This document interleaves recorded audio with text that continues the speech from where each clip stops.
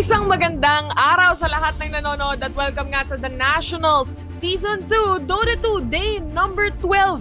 Pang 12th day na tayo dito and of course kasama natin ang ating mga casters, Seth at Calbs. And of course, I'm your panel host for today. My name is Eliza Taylor. Right now, kaka-mention ko lang day 12 na. Ibig sabihin nun guys, 4 more days na ang naiiwan dito sa ating papuntang playoffs natin and kailangan talaga mag-step up na lahat ng mga teams natin dito. Now, I just wanna say na top 4 teams natin ang kukunin at makakapasok sa ating punta sa ating playoffs. No? So, mainit-init na laban to dahil halos magkakadikit yung mga score ng mga players o yung mga teams natin dito with Signal Ultra Warriors being at 18 points right now. At the top pa rin ang ating Season 1 champions. LPE naman with 14 points at Happy Feet Emperors and STI tied at 9 points dito. SMO with 7 points and Brandstill with 0. Right now, nakikita natin Happy Feet Emperors, STI at SMO. Parang sila yung naglalaban-laban ditong tatlo. Una sa lahat, Calbs at Seth, gusto ko lang tanungin, throughout the whole season or nung ating mga days na naglalaban yung mga teams natin, sino sa tingin nyo ang pinaka nag-improve na team in the long run? Calbs? Well, in terms of sa long run, I might say na yung Signal Ultra Warriors. Bakit? Kasi a lot of the people were like expecting this team would actually rise to the top, knowing na, oh, itong Signal Ultra Warriors, they've been playing for so long. With this online tournaments happening, diba, left and right dito sa Southeast Asia. Well, not entirely Southeast Asia, pero ito lang kasi yung mga tournaments that you can join eh. Kasi walang DPC or yung Dota 2 Pro Circuit wherein dito sila nag-accumulate ng points going for the big tournament which is yung the international. Pero apparently wala. Pero I think mga tao kasi mindset nila yung Signal Ultra Warriors kasi kalaban nila yung mga top teams din sa SEA. Not even sa SEA. Nakakalaro din nila yung mga big names or big teams sa Chinese region. So, ayun, parang sabi nila, oy, okay ito. Sobrang laki ng chance nila na mag-top kagad sa rankings ng tournament which is dito sa the Nationals, yung season 2 natin. Pero they start slow eh. Pero during those time na hindi mo kagad sila nag-automatic, 'di ba, rank 1. Nag-start din sila siguro sa from the bottom, now we're here, kumbaga. Hindi yung bigla-biglang umakyat sa top 1. Yeah, I get you. Sige. Then, ang ganda pa rin performance ng LPE. Diba, mga first 2 years, I believe, na 2-0 nila kagad yung opponents nila. Tapos parang, oy, LPE, okay, the Eagles. Maganda yung pinaperform. Nandito pa sila, yung mga supports nila, diba, sila Hero, sila Fox, nandyan din. Parang, maganda rin yung nangyayari sa tournament. Parang, hindi lang natin ina-expect yung mga big teams kagad, which is nagra-rise kagad sa top yung mga bagong teams natin. But for me, this is a good example na nangyayari sa mga gaya natin yung first ever na franchise league or esports franchise league dito sa Pilipinas. So it's really nice that's happening right now dito sa esports sa Pilipinas. How about you, Seth? I think Seth is having a technical difficulty right now. Pero, ayun, magsalita siya. Hello, Seth. Welcome back. You are now reincarnated. Nagamit yung AGs, mga kaibigan. Sige, Seth, go for it. Yeah, I think sa side naman to I think summarize yung tatlo. I think all teams have improved a lot since nag-start yung season. I think they've really improved as players and as like 5 fan teams or 5-player squads. Pero I think I've seen the most growth sa mga teams na tied ngayon or vying for that 4th spot. No? So SMO, SEO, HFE, these guys have really been improving upon each other. Like each other as players in their own teams and up at other teams then look a bit stronger than they are right now. So they've been playing against teams like Signal Ultra, like LPE, who proving to be like quite tough for them, and they're improving upon this series after series that they get to play with both of the top 2 teams. So I think it says a lot about like how the league is kind of developing the talents throughout the entire season. But yeah, overall everyone has improved. We're seeing the most improvement from the teams trying to get that top 4 spot. trying to get the top 4 spot. And literally dito, one team can basically just blow off everything. Get 2 zeros talaga ng tuloy-tuloy na hindi natin nalalaman. And some, maybe, probably, a team getting 0-2s naman na usual na nakakakuha ng 2 zeros natin and everything changes doon sa board natin. Pero sa predictions nyo dito, meron na tayong most improved team. Meron naman tayo ngayon yung team na most probably may chance na biglang parang naging 0-2 sila. I'm sorry, it sounded bad, but you get me. Hopefully you get me. Na most likely yung team na parang sumabog na, ano nangyari? Cavs. Well, for me kasi, sa first series natin today, yung first series natin is LPE versus Happy Feet, HFE. The last time these two teams met, na 2-0 ng LPE yung Happy Feet. But kasi, nangyari kasi nung iba yung players na naglaro. Lucify was still their core during that match o yung series na yun. Pero ngayon, Samael, nag-iba yung kwento bigla ng Happy Feet when Samael Well, hindi naman automatic na nanalo kagad sila. Pero, ang laki ng improvement nung playstyle ng team. Nakahabol na nga sila technically. Nakakaangat na sila. Halos. Could you imagine kung matu 2-0 nila rito yung LP? I'm not saying na biased ako sa side ng pero yung interesting lang dito is mag-iiba yung story. They're gonna get an instant 3 points. Aangat ka agad sila sa ranking. So, I'm more like expecting na malaking change or iba yung story dito sa match na to compare nung the first time that these two teams met.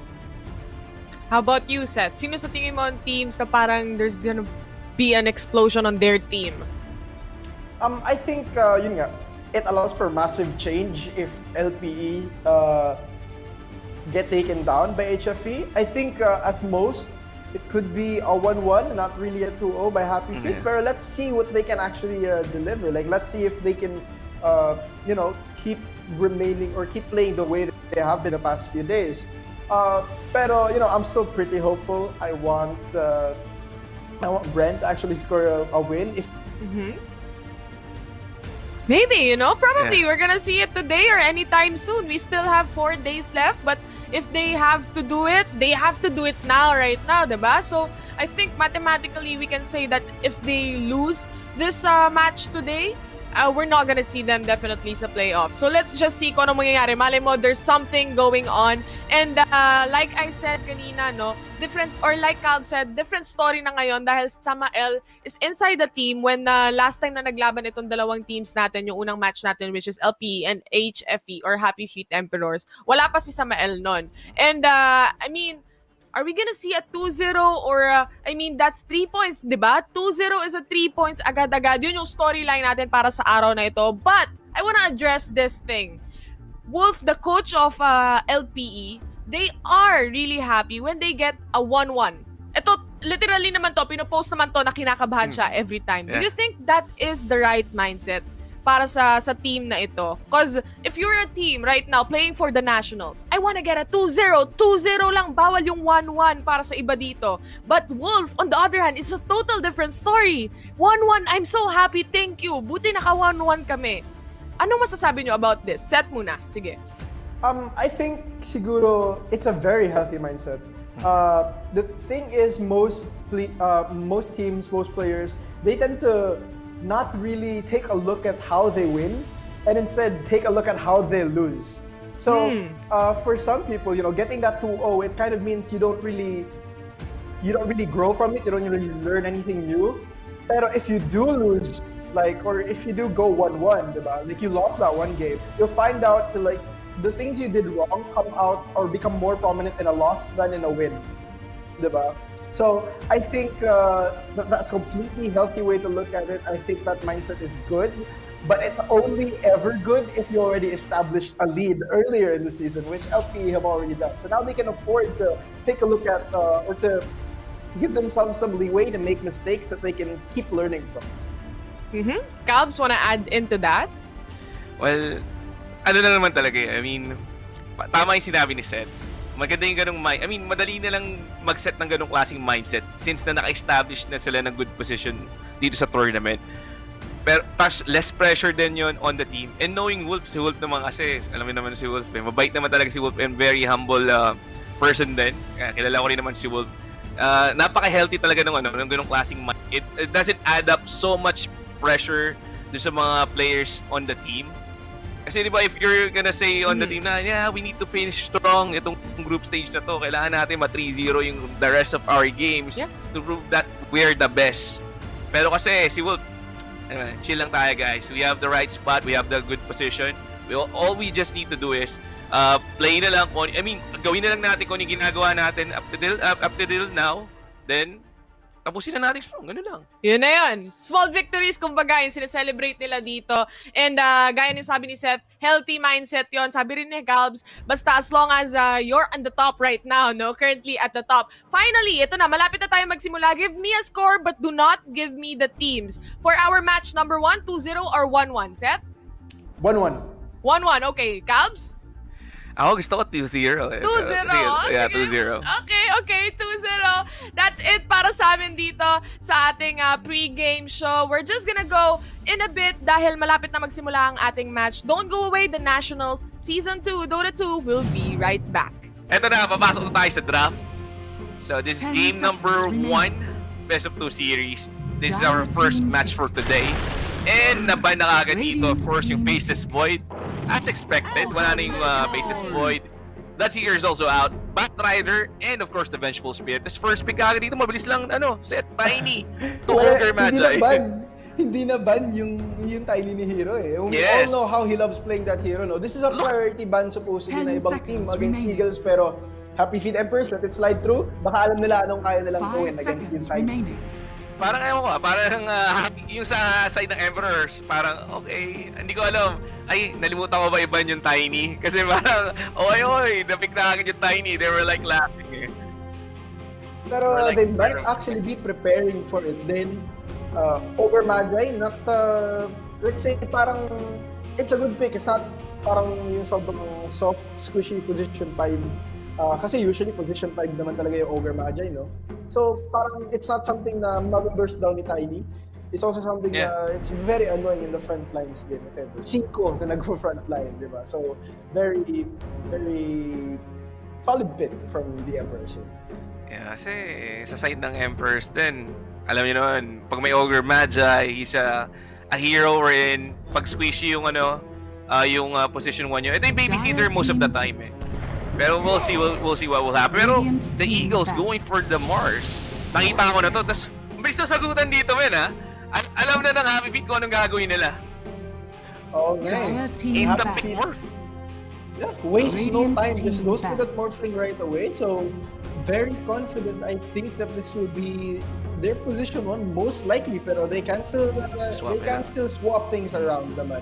For Mars naman dito sa side ng Eagles, I think this is something that we've been seeing in the second half ng group stage natin, no? Early on, parang walang pa kayong mga teams kay Mars. It didn't even warrant a ban early on. Pero now, going later into the group stage, mas nakikita natin dito na priority pick yung Mars actually. Dire team back. Ano rin din kasi, I think kaya parang alam na nang gagawin ng Emperors dito. Parang sinecure na lang nila kagad yung position 1 or position 2. Na nalaman nila they second pick yung Mars. So they'll just ban out ito na nga, di ba? AM binan nila kaagad. Binan nila yung one of the good counters against the Morph, which is yung Ancient Apparition.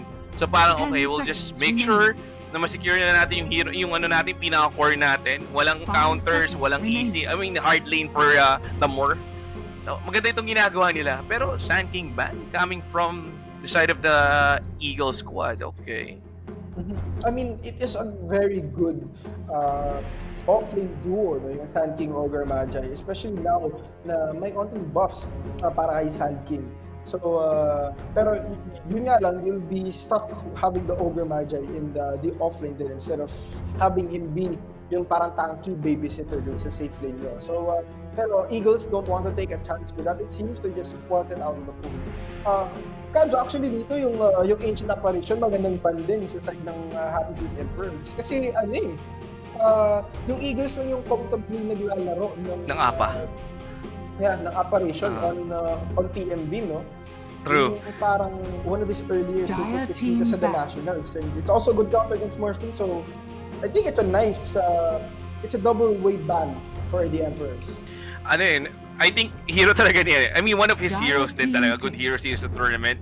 He doesn't feed too much. He knows how to position, especially yung ultimate na sobrang importante for the Asian apparition. Kumbaga yun na lang talaga yung finishing, yung touches lagi. If you're playing the Asian apparition. Tapos Mirana pick naman for the Emperors. So I think ito na siguro yung kanilang position 4. Then the Ogre will be played as 5. So may roaming hero na sila, which is yung pwede roamer. It all depends sa kanilang isa pang core sa kanilang offlane kung ano ba talaga. And we're not even sure if really ba yung Morph ba will be played on the mid kasi Morphling can be played mid 1 or 2 eh. So marami pang question marks here. Pero ito yung win rate ng Mirana, 19 picks, 63% win rate overall. Yeah. And actually, nagsagutan sila dito, both of these heroes, the two of the most successful heroes so far sa ating franchise dito, Snapfire and Mirana. So both sila in support position. Snapfire, most nakikita natin 5, Mirana, always on that 4 spot. We've seen teams try and experiment. However, na ang post carry si Mirana, pero Snapfire is also quite versatile din actually, being played in the off-lane by Signal Contra Warriors, being played in the mid-lane by teams other than the Eagles din. So, very versatile pick and parang hindi ko nare-reveal medyo ng Eagles. Hindi ko na lang gawin dito aside from having a title as the 4. Pero ang ganda rin kasi ng ginawa rito ng side ng Eagles. Pero look at the win rate din. Slightly advantage for the Mirana. 17 picks, 59% win rate. Pero nga tutuloy ko na rin kasi alam na kagad dito ng Eagles yung supports. So parang okay, good sa yung Snapfire natin. Wala nang pipigil dito. Pero Drow Ranger pick para sa side ng Eagles. Okay. So this is something na alam natin na super comfortable yung Happy Feet Emperors na laruin na, and I think they're super comfortable playing the Drow Ranger here too kasi may nakakalapit na nakakalapit na yung Morphling sa Drow, nakakalapit na yung Void Spirit sa Drow, diba? You're always at that threat of siguro that Moonlight Shadow initiation din, pero still a very confident Drow Ranger pick coming from the Eagle. So I think they know how to play around Happy Feet Emperors, or they know what Happy Feet Emperors are trying to do. The Eagles are just trying to play as comfortably as they can. Kaya nga na-surprise ako eh. Tama yung sinabi mo, ballsy pick, knowing na they have multiple heroes na pwede ka agad mag-close ng gap for the Drow. Yun lang naman talaga yung weakness ng Drow eh. Pag nalapitan siya agad ng opponents niya, ang madali, tsaka sobrang squeezy niya. Imagine if the yung Morphling has something like E-Blade o Ethereal Blade, di ba? Isang shotgun. He can decimate ka agad yung Drow Ranger at close range. Parang okay, sige, ballsy pick, let's go. Tingnan natin kung ano yung pwede nilang i-offer dito for the Drow pick. Pero they do have something like yung heroes na Snapfire. Meron siyang cookie. Pwedeng i-reposition yung Drow. Pero other than that, set eh. Wala na silang pang-save talaga dito sa Drow. Tingin mo ba itong Snapfire ba will be played as... Ito na ba yung support nila? Tiny Snapfire din. Masyadong limited sila in terms of positioning. Like, they have to build yung mga core staff, yung mga Glimmer Tape, no? Yeah. So, the Snapfire, and then the Drow Ranger obviously has to go for that fight. So, medyo limited talaga yung options nila as compared to Happy Feet Emperors na sobrang mobile din ng mga heroes nila. Yung Morphling with the wave, Void Spirit with his entire kit. Tsaka ano rin eh, kumbaga in terms of mobility, yung Ogre lang naman talaga yung hindi mobile niya sa lineup na yan. Pero maraming pwedeng i-offer naman yung Ogre, like yung Bloodlust niya, Ignite, and of course yung Fire Blast. Medyo makatingalang din lalo sa mga squishy heroes for the Drow. Kasi tamaan lang ng Ignite yan. That Ignite is a damage over time spell or ability para sa Ogre Magi. Kasi iba-Bloodlust niya lang maski yung Morph lang eh. Solve na yung Morph. Doon pa lang sa Bloodlust eh. Yung bina nila, Punka, Clock, they made sure na walang clock dito sa game na to for the side of Eagles. Kasi annoying yan for the Tiny and the Snapfire or even the Drow Ranger lang, di ba?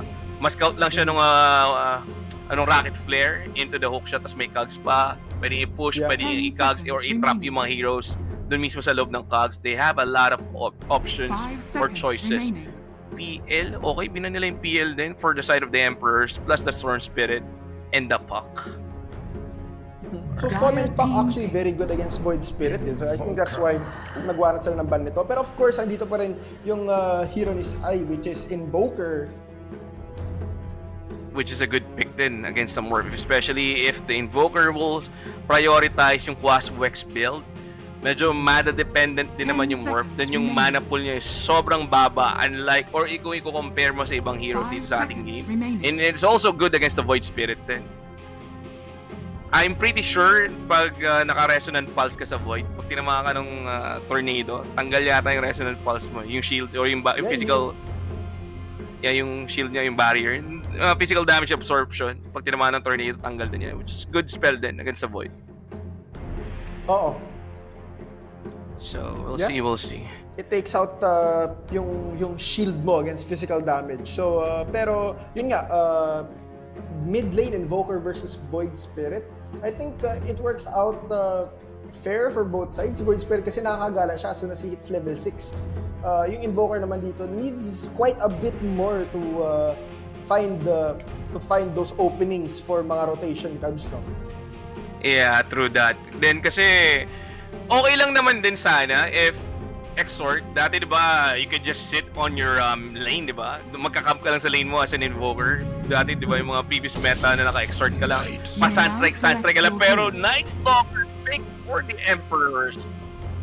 Maganda to against sa mga heroes like the Invokers, Snapfire, Tiny, diba?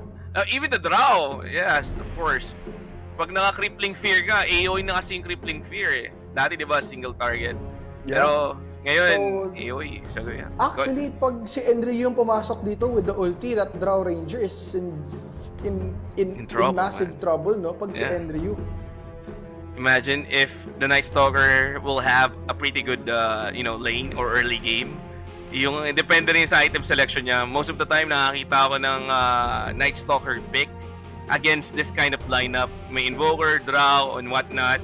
We'll go for the early Blink na build dun sa Night Stalker, sa Balanara, di ba? Blink ka lang on top, Crippling Fear. Ano nang gagawin mo as a squishy damage dealer or spellcaster, di ba? Sobrang hirap. Wala ka na magagawa. Tatakbo ka, maski tumakbo ka, bullying ka eh. Lalo na pag naka-ultimate siya, di ba? Yeah. Pero, yun nga, yung issue lang with the Night Stalker is yung early game naman, parang wala siyang ma-offer masyado eh. Kasi in lane, yung spells niya, kasi at night time talaga nag-activate si Night Stalker, di ba? Of course, nasa lane niya. Pero 5 minutes in pa yung first night time ng laro. So, until that point, parang wala pa masyado siyang ma-offer sa lane. All he can do is kind of survive, and if ever may good partner siya, saka pa lang sila try mag-trade or mag-go for a kill, di ba? Tsaka to think din yung Night Stalker din eh. Hindi na siya parang kagaya before na lahat natatakot na whenever nighttime, 5-minute nighttime, first nighttime, ito yung parang natatakot kay nighttime, aware na kagad ng mga teams against sa Night Stalker. Pero madali lang din naman kasi ma-predict. Lalo na pag nag-nighttime, biglang nawala sa lane, mindset yung okay, mag-roam to. Parang medyo predictable siya in a way. Pero we'll see what will happen dito sa ating game. And of course, shoutout sa inyong lahat, sa mga lahat na nanonood dyan. This is our game number 1, best of 2 series. Our first match today, the Eagles versus the Emperors. I'm Calbs, and I'm also with Seth. What's up? Yep. By the way, guys, this tournament is under the supervision regulation of the Games and Amusements Board. So big shout out to our friends at GAB. Sa inyo. And introduction for the side of the Eagles, we have DMV for the Snapfire Hero, for the Tiny, Sai for the Invoker, Rupido for the Mars, and Prince on the Drow Ranger. Yep, sa side naman ng Happy Feet Emperors, dito we have Surt on that Morphling Bob, sa kanyang Void Spirit Samael, sa kanyang Mirana Anryu on the Night Stalker, and Zenki sa kanyang Position 5 Ogre Magi. Ayan. So in the introductions, 30 seconds so we'll to have Samael playing Mirana. Okay. So Mirana ni Samael. It's very interesting word coming from the side, no? Exactly. Really wants to spot out yung mga rotations dito coming from that bottom lane. Once they see na nagtatambay nga dyan, it doesn't give him vision of the rune, pero it allows him information kung saan nga maggagala-gala The yung battle Mirana. begins. O hero here, sneaky play, may boost Huli siya. yan. This courier is down. Wala, ano talaga. Alam na ni Hero gagawin niya whenever his team goes for the tiny. Tamang roam lang. First item puts kagad, pero here goes our view for the two lanes. I mean, mid lanes. Mid lane, I'm sorry, mid lane. Bob against Tide. Invoker versus the Void Spirit. Oh, this So, block here. yeah, ang ganda ng block dito ni Bob.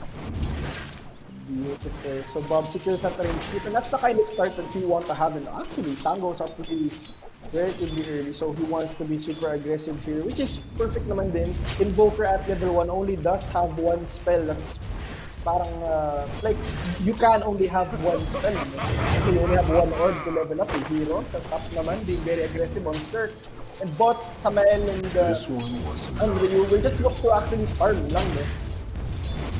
Tsaka maganda rin nangyari kay Bob doon. Isa lang yung na-miss niya na creep doon sa laning. Sa lane na yun, first wave. So it will give him a slight advantage. Ayan, di ba? Level 2 na siya kagad dito. Kakahit pa lang ng level 2 rito ni Sai for the Invoker, which is, yeah, he can go aggressive din, pwede. Pero as you mentioned din, yung top lane din kanina, di ba? Pero yung dalawang support dito, TMV against Samael. I think yung arrow nagamit na rin, so they'll just back up this one. Yep. Na nagamit na sayang. They were planning to go go for it, eh. Pero masyadong malang bagal yung move speed dito ni Andrew for the Night Stalker, knowing na umaga mabagal yung Night Stalker, yung Balanar. Sobrang bagal ng move speed niyan. Pero wait din niya till the night time come. So, ibang kwento rin pagdating ng gabi. Well, too bad. Na-secure pa by using the Void. Yung ano naman sa bottom lane is that as soon as mawala yung Mirana, since she's always Radiant's parang courier present has been force na killed. dito sa lane na to. As soon as mawala siya, I think magro-rotate din kagad dito si Hero. Because like right now, 2 minutes in, wala pang masyadong other objective aside from, stay in lane lang, kind of get those necessary levels. Siguro up to level 3 is kaya for both the support and cores. And then later on, as we approach yung 4-minute rune, gagalaw yung dalawang patro natin from the opposite sides ng map, and hahanapin nila yung kung saan mag-spawn yung rune. And Actually, Samael barely catches the orbs. Sayang! Very, very close. Pero alam niya eh. Alam niya. Kasi na-block daw yung creep camp doon. So alam niya na may ward doon. Hindi lang umabot talaga. Nasayang niya yung sentry niya. I mean, like, it's not completely wasted kasi nakuha yung info nga na may ward nga yung camp. Pero, yun, he doesn't get the money for the orbs kasi nga hindi niya nakita. Tignan mo itong matchup na to dito in the long support. Parehas na position 4 to. Denied. Grabe, Pero- no? Yep. Sorry. Pero yung problema lang sa Snapfire dito is there's only one beat kumbaga kay TMV, no? Only that rookie. Mirana still has 3 charges, actually going a bit aggressive here. TMV might be in a bit of trouble with the cards. There's a little bit, pero the flow, putting them. Wala eh. Medyo kinapos sa mana doon. Pero I think okay pa rin naman doon yung Snapfire. Still has a cookie. Problema kasi dito sa Mirana, wala na siyang pang-sustain. Pero mid lane, tingin mo may mangyari. Here comes the rotation from Hero and the avalanche connects. This is our first blood, ladies and gents. Eagles securing the first. Si Hero pa, which is napakaganda, pero bottom lane, makukuha nila rito. Yung nakuha yung Balanar. Alright, 2 for 1. That was still go in the favor of the Eagles. Alright. Actually, very, very nice yung ginawa ng Eagles natin yun eh. Kasi they kept the Mirana busy. And yun nga, it's already approaching that full rune. If busy yung 4 nyo, nobody's going to try and secure yung rune para sa mid laner nyo. And kaya nga, I think, na-pick up siya dito ng side ng LPE. And Samael there with another sentry. Finally nakita niya. Pero okay na rin naman yun in a way. Kasi good investment yun. You'll get the extra gold. Medyo even nga lang sa gold and may experience din naman siya. So, okay lang din. Yeah, pero yun nga, now that natanggal yung word na yun, LPE are also aware na Nope. the Emperors are trying to contest that vision din. And, Andreu here, still level 3 pero will make a lot more use of his passive as soon as nighttime na. So the bounty actually top Sir and Zenki dito going a bit aggressive on Rupido, so he does go down. Pero his farm actually is not suffering din naman. 23 to 11. Medyo na out of position na siguro dun si Rupido. Yeah, huling-huli. Tsaka goods din niya for the morph. He'll get that kill plus of course yung extra gold dun sa nakuha niyang kill. And that will boost his farm. Pero bottom lane, inahabol na si Enryu. Pero nighttime, medyo tactic siya. Pero that was a pretty nice cookie. On point plus na toss. First nga ba? Nagawa niya yung trabaho niya. Huli nila rito, of course, yung draw. Pero 2v3 and Prince is kinda low. And Sabaero was also taken up. Well, the body block. The body block. And they can also punish Zenki with their aggression. And that will secure them 3 kills on the bottom lane set. Yeah, and they give it to Prince too. Yung dalawang kills at least, and that makes it so he has an enjoyable time dito. Kasi for last hits and denies, he's doing fairly well. He's doing a bit better than Cirque at the top lane. No? Pero with those 2 kills to his name, that's 1 more than Cirque at this point. He's going to be very happy about that. Saki here, quick fingers on that illusion rune, and he's controlling the runes far better than Bob from early. Ganda tornado. Simulate this. Dire's middle tower is under And attack. they'll be punished. Ganda ng ginawa nun. Even though the tornado connects, hindi nga lang na-complete yung combo. Yeah, may ano kasi, may W to si Bob. Yun yung, I think the hardest part about having to deal with a Void Spirit is yung W niya, it's almost as crazy as phase shift siguro. Plus it deals damage. Yun lang din. Kaya totoo, napaka-elusive din ng hero niya. Even though na, mas elusive yung pack for me, honestly. Pero yung dissimulate niya serves as parang phase shift nga talaga. May with damage, may bonus pa nga. Pero smoke up dito yung Mirana, and they're actually playing TMV. They want to dive this one out. They want Prince, however. That was a pretty nice fire block. And the leap for... Oh, the moving connect! Hindi mo alam. Okay. Wala, nabakuran sila eh. Naharakag sila yung Arena of Blood, so they can't help the Mirana for that situation. Actually, the arena keeps draw alive din. Kasi Yes, because sir. of yung arena walls, walang range attack na makakapasok. Wala. Aha! And then going a bit aggressive. Here's the Andrew. There's a nice looking forward pero wala na. Down.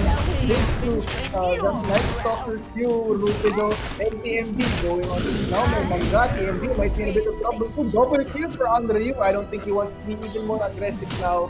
Just to back off na lang. Get back to the lane. So double kill. Actually, making it work, ha?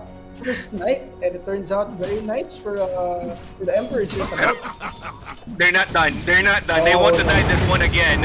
And Rupido in trouble. He's all alone. And the Remnant connects. The Rupido a bit tanky, but his tanky is not enough. They'll take him out. Parang 3 heroes na kuha nila sa bottom lane instantly. Dire's structures Yep, are and this is good fortified. timing for them. May catapult din dito sa bottom Radiant lane. They send structures more are fleet down. So this is actually Radiant's another bottom tower is good under objective attack. for them. No? May catapult sila. Andre, you can tank the creep wave and Cirque can deal with so much damage to it. Afterwards naman, si Cirque yung maggaling na lang dito para mas malapit sa agents. That way, he'll get a lot better farm after taking down this tower. Yeah, they defend nila ng top eh. They can still defend. Kaso si Enry lang nandito. But still, nighttime pa rin. Kaya ganyan ka-confident yung Night Stalker. Wala pa rin naman dagger dito yung Tiny, so he's fine. However, Invoker is now rotating here at the top. Knowing that they want to take out the tier... Yeah, the tier 1 tower. Ayun na, alam niya na. Pero diba, Dire's top how will tower you is under catch attack. na naka-boost na Night Stalker? Nighttime eh.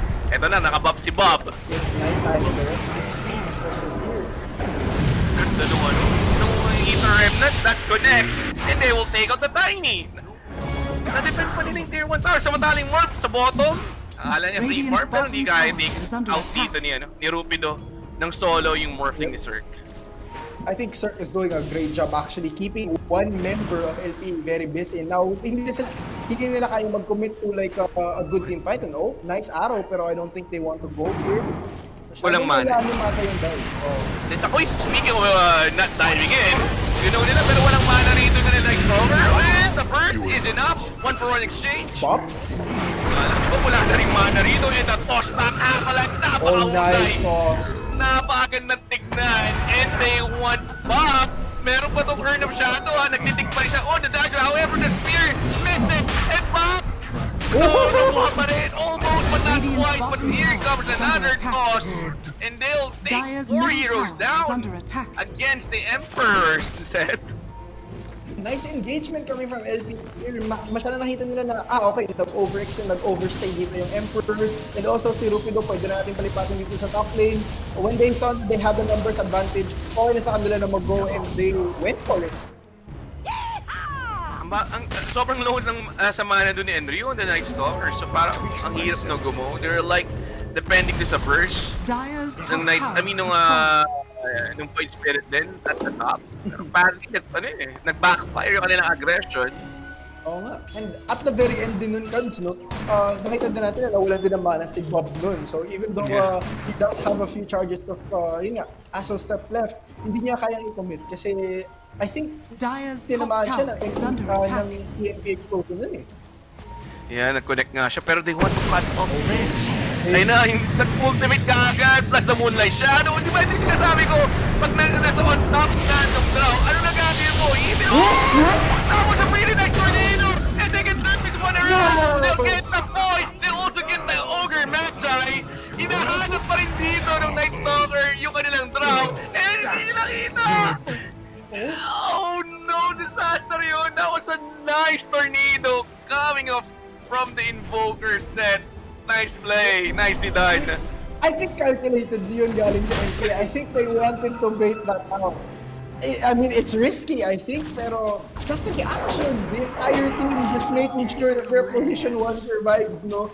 This is such a Radiant's weird... bottom tower is under attack. That draw is supposed to be dead right now, pero that tornado, that process, that poking, every disabling perfectly from the rest of LPE, no? Securing Prince's life. Dire's middle Very tower nice is under reaction attack. from them. Sobrang low na ng Isai doon. I mean, nung draw, nakapag-multi-shot pala siya doon to provide more damage din. Yung confidence na, okay, my team is there, hindi na sila happy. Hindi na ako maano. Pero now, Tumama yun. Bottom tower is under attack. Hero, looking for a toss back, pero Dire's middle tower they is need under to go Dire's aggressive on middle this tower. tower Kasi has fallen. alam nila na yung Morphling, not in this area eh, yung Morphling nasa bot na, making that lane just completely unfarmable for the side of LPE. So, since na-realize sila to na walang Morphling dito, if we take control of this mid tower, mas easy access natin sa jungle nila, mas mahanap natin kung sino mang nag-farm sa jungle nila. We know it's not Morphling. And yung side ng Eagles, they're currently smoke up. I mean, I think now that alam nila na there was only one hero there or parang may idea sila kung saan na yung rest ng Emperors, they might want to try taking control of another lane. Kasi parang Radiant's medyo mahirap pa if bottom they decide tower is to under fight attack. into the Morphling right now eh. I don't think super kaya pa ng the ranger nila. At the same time, Dire's structures are they fortified. still need Radiant's extra bottom vessel tower they need is under the extra attack. vessel charges din just to Radiant's secure structures are the fortified. kill on the Morphling. Pero maaga yung vessel Radiant eh. are At just scanning. gawa na yung vessel. And Morphling just have the Morbid Mass, double rate ban, Yasha going for the Manta. Pero matagal pa yung Manta style eh. Parang magiging advantageous pa rin to for the side of the Eagles.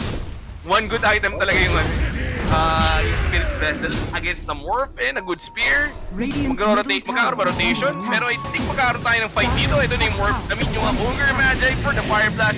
Moonlight Shadow was even used. And will they go for this? Alright, and Ryu going for the Sapphire. However, yung arrow na fish, Arino Blood na lang yung nahuli. Pero medyo tatay yung work dito.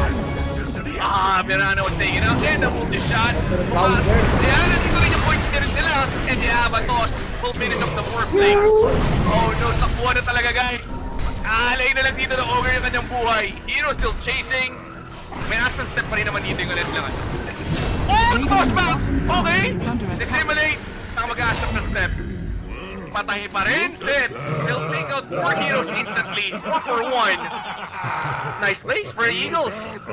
Actually, yung coordination nila is super good. I mean, medyo unlucky lang nga kasi when they were trying to go for Bob early on, nangyari parang lahat ng hits na evade ni Bob because from the low ground, nag-hit yung Drow and yung Invoker. Pero again, you know, hero to the rescue, nice toss back, and then eventually they Dire's kill. top tower is under attack. Yun nga lang, Sid, na-sign this up. May crippling fear.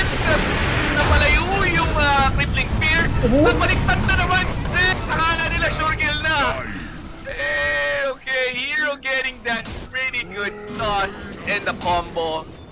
Yeah, 19 to 10 tayo dito, 15 minutes. Grabe, LPE just keep turning fights around, no? Parang they're just baiting Emperors to commit to these engagements para they're like, oh, no, wait, andito si Hero. No, wait, andito si KD. Yeah. Radiant's middle tower is under attack. Bait, yung baiting ng Dire's LPE bottom dito, tower they're just has making fallen. themselves look like very big, juicy targets for the Emperors and Dire's bottom Emperor tower is under is- attack. committing too much for these small engagements and they end up not working. Tsaka ano no? Kanina, maganda yung position dun ng Emperors. Pero all that thought nga lang, ang gandang silence for the Morphling. Pero buhay pa rin si Sarkito. Pero yun nga, gaya ng sabi ko kanina, nasa high ground sila. So they know they have the more advantageous point against the Eagles. Pero sa turn around pa, eto gigil na naman, pero dahil good luck it! The spear, of course, Moonlight Shadow is not enough for you to survive, good sir. It's completely worth it na mag-arena siya para doon. I mean, like, you go greedy on your support and also na-force out nila yung Moonlight Shadow. Scanning. I think that's, it's very worth it for the side of LPE. Like, of course, the Emperor should know na arena is down, pero they can't make another engagement happen kasi nagamit din nila yung Moonlight Shadow nila. And wala silang Night Stalker to kind of initiate with outside of yung Moonlight Shadow. Eto ha. Drow, malapit na matapos Dire's yung top Hurricane tower Pike. is under attack. Another good item din for positioning or even against the Night Stalker. Diba? Pag nakapataw sa kanya yung Night Stalker, it can just reposition by using the Hurricane Pike or even the first half. Yeah. Tagal pa Most ng use. definitely, no? And super Radiant's important bottom din tower is under attack. ng positioning dito sa game na to because you don't want to get caught in a position na may chain disabled. Right? Speaking of chain disabled, hi, Hero, walking Kamael here, ito ka ng Hero, mag-book na dito ni Hero, using the combo on the ball. Catches the middle lead. And they're trying to get makuha nila finally Snapfire is out. Kasi yung good silence, nahuli rin nila yung Invoker. However, the Morphling is also down. Pero lamang sila sa trade-off this time around. Because they're fighting a 4v5. Fire Blast, there you go, multicast, nandito rin. And instantly, they'll take out 4-4-2. Pero yun nga lang, again, no? Taking a little bit of a hit there sa fight na yun. Let's go down, pero I think it's a good fight for the Emperors overall. Yun nga, very nice and necessary execute for them. No? They are a bit behind in terms of levels. Pero dito, Bob overstaying his welcome. The two supports take him down. Si Zenki naman dito, I think he's Pwede a bit ba? too tanky, pero may blink in a few seconds. The toss is also there. Oh no! That blink gets cancelled. You know. Zenki is being a bit too stubborn. He doesn't want to get tossed back. Okay na rin naman. Kaso yun nga lang, insta-burst ka agad eh. Blink, Avatos combo lang. Diba? Insta-delete ka agad yung Void Spirit. Wala silang ano eh. Hood of Defiance or even the Pipe of Insight sa ngayon. Actually, I don't think meron bang bubuo. Pero ito yung bilis oh. Ito yung nangyari kanina. Insta-delete. However, ganda rin ang pasok ng Void doon. Oh yeah. Tsaka yung silence. Nasa backline yung Void eh. And dito yun nga lang, he wanted to commit on Sai, akala niya mapapatay niya agad, pero Prince is there with a nice silence. Kaya mag-morph into strength.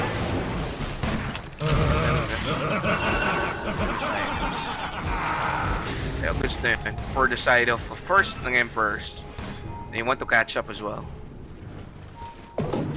Ano ba to? Papike na. No, I mean sorry, first staff.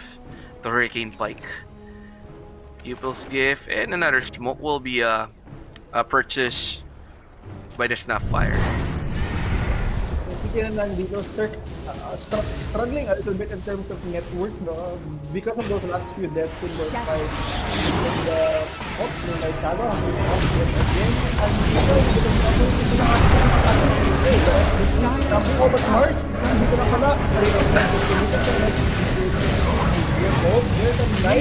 Actually, this is from third. Turning into the time. Try to not be words actually in the middle of the fight. Prince, it's gone on, sir. Avalanche, the top. We have Apple combo to own. And no, actually, the arrow. Nothing but the side. Try dito, meron yung he's not gonna make it out. Prince, I think it's good. Oh, they get him. Nice engagement for the side of the Emperor. Actually, yun ang natakas ng dun, or yung natakas lang. Or, actually, I don't think he's gonna make it out, or he does. He does to back to base on the snapper. Napaka-unfortunate. Wala silang detection nung una eh. Late na rin yung pagka-drop ng sentry. So, alam mo yun, free hit talaga. Then, they don't know what, I mean, yung positioning nung ibang hero from the side of the Emperors. Pero good yun. 4 kills, intro shot. Sobrang happy na rito ng Emperors. Yeah, if make it an for they want to commit. Radiant's middle tower is under attack. Forward, hero there, nice, for India, out of hero, concentrating on the way fire stop to go. He got the arrow, he catches the waveform as well. Right? Get the man. Pero third, naman style, another nice arena, root with all him, because someone in Judge Fear. Search here, get past out of the arena, and Prince doing massive damage. Get away, no actual. Just how you get pero the comms in there, keeping him in place, and yung Roche nila, unfinished. Actually, LPE can try to commit to this themselves. Wala nang Take it. Akala ko good share kasi he still has dissimulate into astral step. Pero ang ganda ng clumsy net. And hindi na nila i-contest to. Yun nga lang. Sabi ko ba nun, sobrang solid yung nangyari for the Emperors. But the turnaround, no? Simpleng ano lang eh. Simpleng Mortimer's cookies. Then, na-silence lang talaga yung Morpling dito ni Zerk. Napaka-unfortunate niya dun. Yep, most definitely. And I think if ginawa nilang, tinuloy na nila yung Roshan, they might have been able to take it down para when they commit to a fight, may ages sila. Pero Emperor, I think, a bit too greedy. They wanted to go for another fight. They wanted to go from more kills. And LP choosing the right time din to actually commit. Nakita na wala nang Moonlight Shadow. They can't actually commit and escape pagkatapos nito. So, yun, I think as soon as they respond, diretso sila, let's go let's Roshan. And nice naman yung vision scouting din ni TMB dun with the Mortimer Kisses nga na lumabas sa Roche Pit, pero Emperors looking for a way to fight back here. You know, may tao dito Invoker is also on Ghost Walk. Walang detection, yun lang kita na nag-pop na ultimate dito yung Night Stalker. And wala yung pinitay in a good tornado on two. However, Invoker forced up. No, he's not alive. They'll take out the Invoker instantly. However, TMB, wala nang kung stuck against 5. He goes for the draw, and draw also forced. And na-pop yung ace of the Immortal. Si Rubino, inahound lang dito ng Over Magic and Arrow perfectly connects on the Drow Ranger. They'll take out D-Bars as well. And Tiny ni Hero, nakapag-blink out pa nga. Will they dive it? Nah, I don't think so. Enough na raw. Goods na yun. Goods na yun, Seth. Yep. They were able to take out 4 plus the Aegis. Plus the Aegis effectively 5 din. And again, it's these back and forth fights, no? Every time na LPE try to push an advantage, every time the Emperor try to push an advantage, laging mananalo yung kabila. And then once mag-push na naman ng isang advantage, the other team, it's a complete back and forth. Radiant's middle tower is under attack. Radiant's middle tower has A fallen. lead here, have another team lead by a significant Radiant margin, no? structures are Grabe yung fortified. control nila dito with that Aegis. Radiant's top tower During is the under three attack. storm, that arrow, into that Eagle, grabe, wala tayong team round dito. Yun na, sobrang squishy pa naman. Talagang pag naland ka ng isa o dalawang combo. Unless, kaya yung mga situations kanina, mga scenario na may teammates na tumulong, good tornadoes. Pero at that time around, wala na eh. He's just all by himself, plus the Aegis. Yep, and especially yung unang taon na catch out sa fight na yun, hindi naman namatay si Hero dun, pero he got caught out first, nahuli siya ng Night Stalker. He wasn't able to blink away or try to secure a kill, no? Because usually yung engagements na pinapanalunan dito na LPE, engagements na instantly 4v5 na kasi may na-burst off na si Hero on this Tiny. ngayon, side ng Emperors is trying to pressure out yung tier 2 tower sa bottom lane. And they'll march 3 heroes here at the bottom. And they'll take out an easy tower. That will boost their network. Radiant's bottom tower has Actually, fallen. even mga tayo, even though, dikit lang eh, 26 to 24 eh. Sobra, and yung network lead, it's not even beyond 1K. Yun nga, parang these teams are just playing completely equally. Yung only kind of difference lang is how they want to approach fights. Nakita natin yung LPE, if hindi sila nakaka-pick off ng isa, they want to play a bit more reactionary. Reactionary Dota. While sa Emperors, sila yung lagi naghahanap ng fight. May Mirana sila, they have Moonlight Shadow, they have hands up on Bob already, and of course the Night Stalker. Prime aggression every time na gabi. Dito, every 5 minutes. Actually, yung side ng Eagles nun pa-TP out na dapat din yung Mark. I mean, yung Tiny, kinancel. So, akala nila nandun yung mga kalaban sa part ng mapa na yun. Pero apparently, nandun lang sila sa region jungle. Yun lang gusto ko sabihin. And now, actually, the Moonlight Shadow, been pop. So, atin nila mag-commit dito eh. Bombs. Positioning, very aggressive. Pero, yun na. They want to group up na lang. LPE, want to play safe.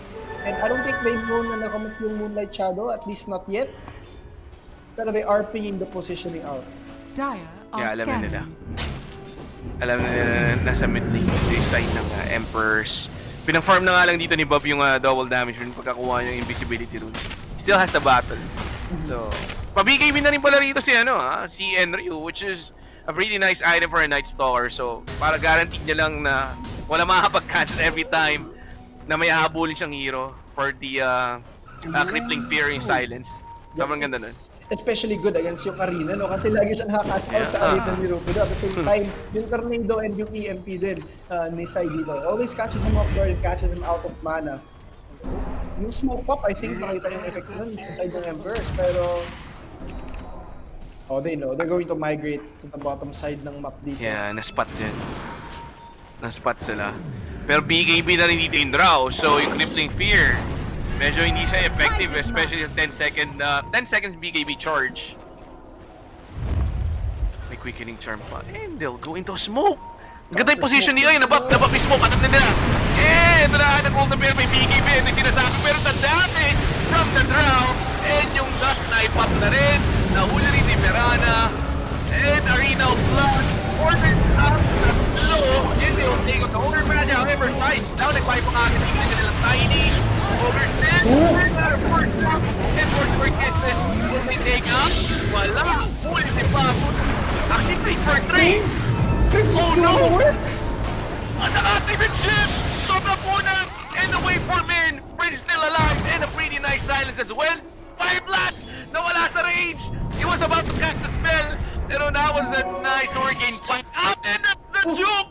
The juke! The juke! Nabuhay pa! What? That's insane! Nag-start yung fight, nag-pop ng BKB yung NS, going for the draw, it ends, the draw still not dead. Grabe yung galawan ni Prince just keeping himself in the fights instead of the sidelines, no? Forcing the Night Stalker to actually also be in the middle of the fight instead of picking off the others around him. So, parang that positioning na-dictate yung ng fight eh. Because of where that draw was. Even though, yun nga, very early smoke pops, they're still looking for each other. The NS is still looking for that draw. Ang sakit ng draw kaya nag-out ka agad si Enryu. Okay, hindi ko kaya guys yung right click. Pero maganda rin sana yung Arena. Maganda yung Arena of Blood on this part. Oh yeah. Bulin na Definitely. tayo. And etong combo na to, that very nice cookie into the gust, into the multi-shot. Yun nga lang na-spear away si Enryu, nakabit further, so he survives the fight. Pero, all in all, it still turns out pretty good for them. Haba rin na team fight na yun. Nagsimula rin sa mid, napunta sa river, then napunta sa radiant side, the jungle.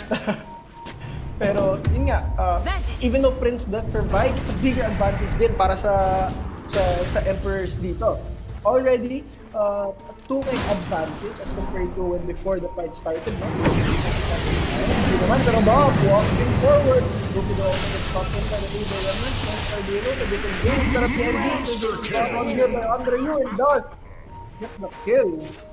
And they know where the draw is. Actually, nandito rin yung Mars.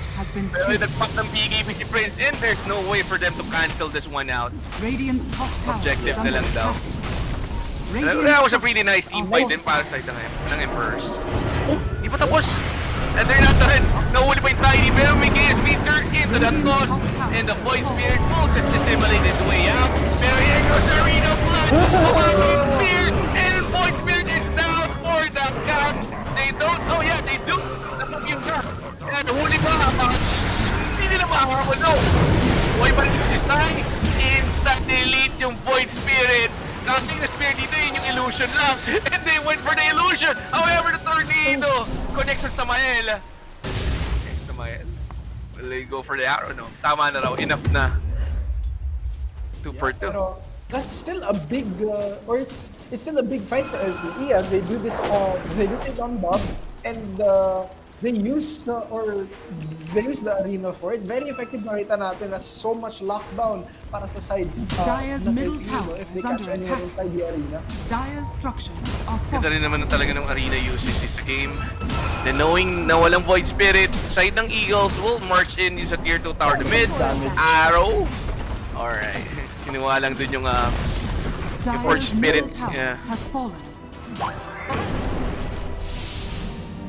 Alright. Close game. Pasi sabihin natin 3K. Maliit lang yung 3K guys.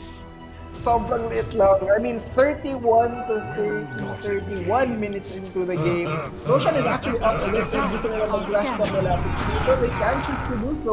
In fact, medyo nag-aalala na yung Empress. Alam nila, Roshan is up. And why is nobody in the area of peril? Si TMB dito mahuhuli ng scan. And now, Empress will want to make their move. May Skadi na dito.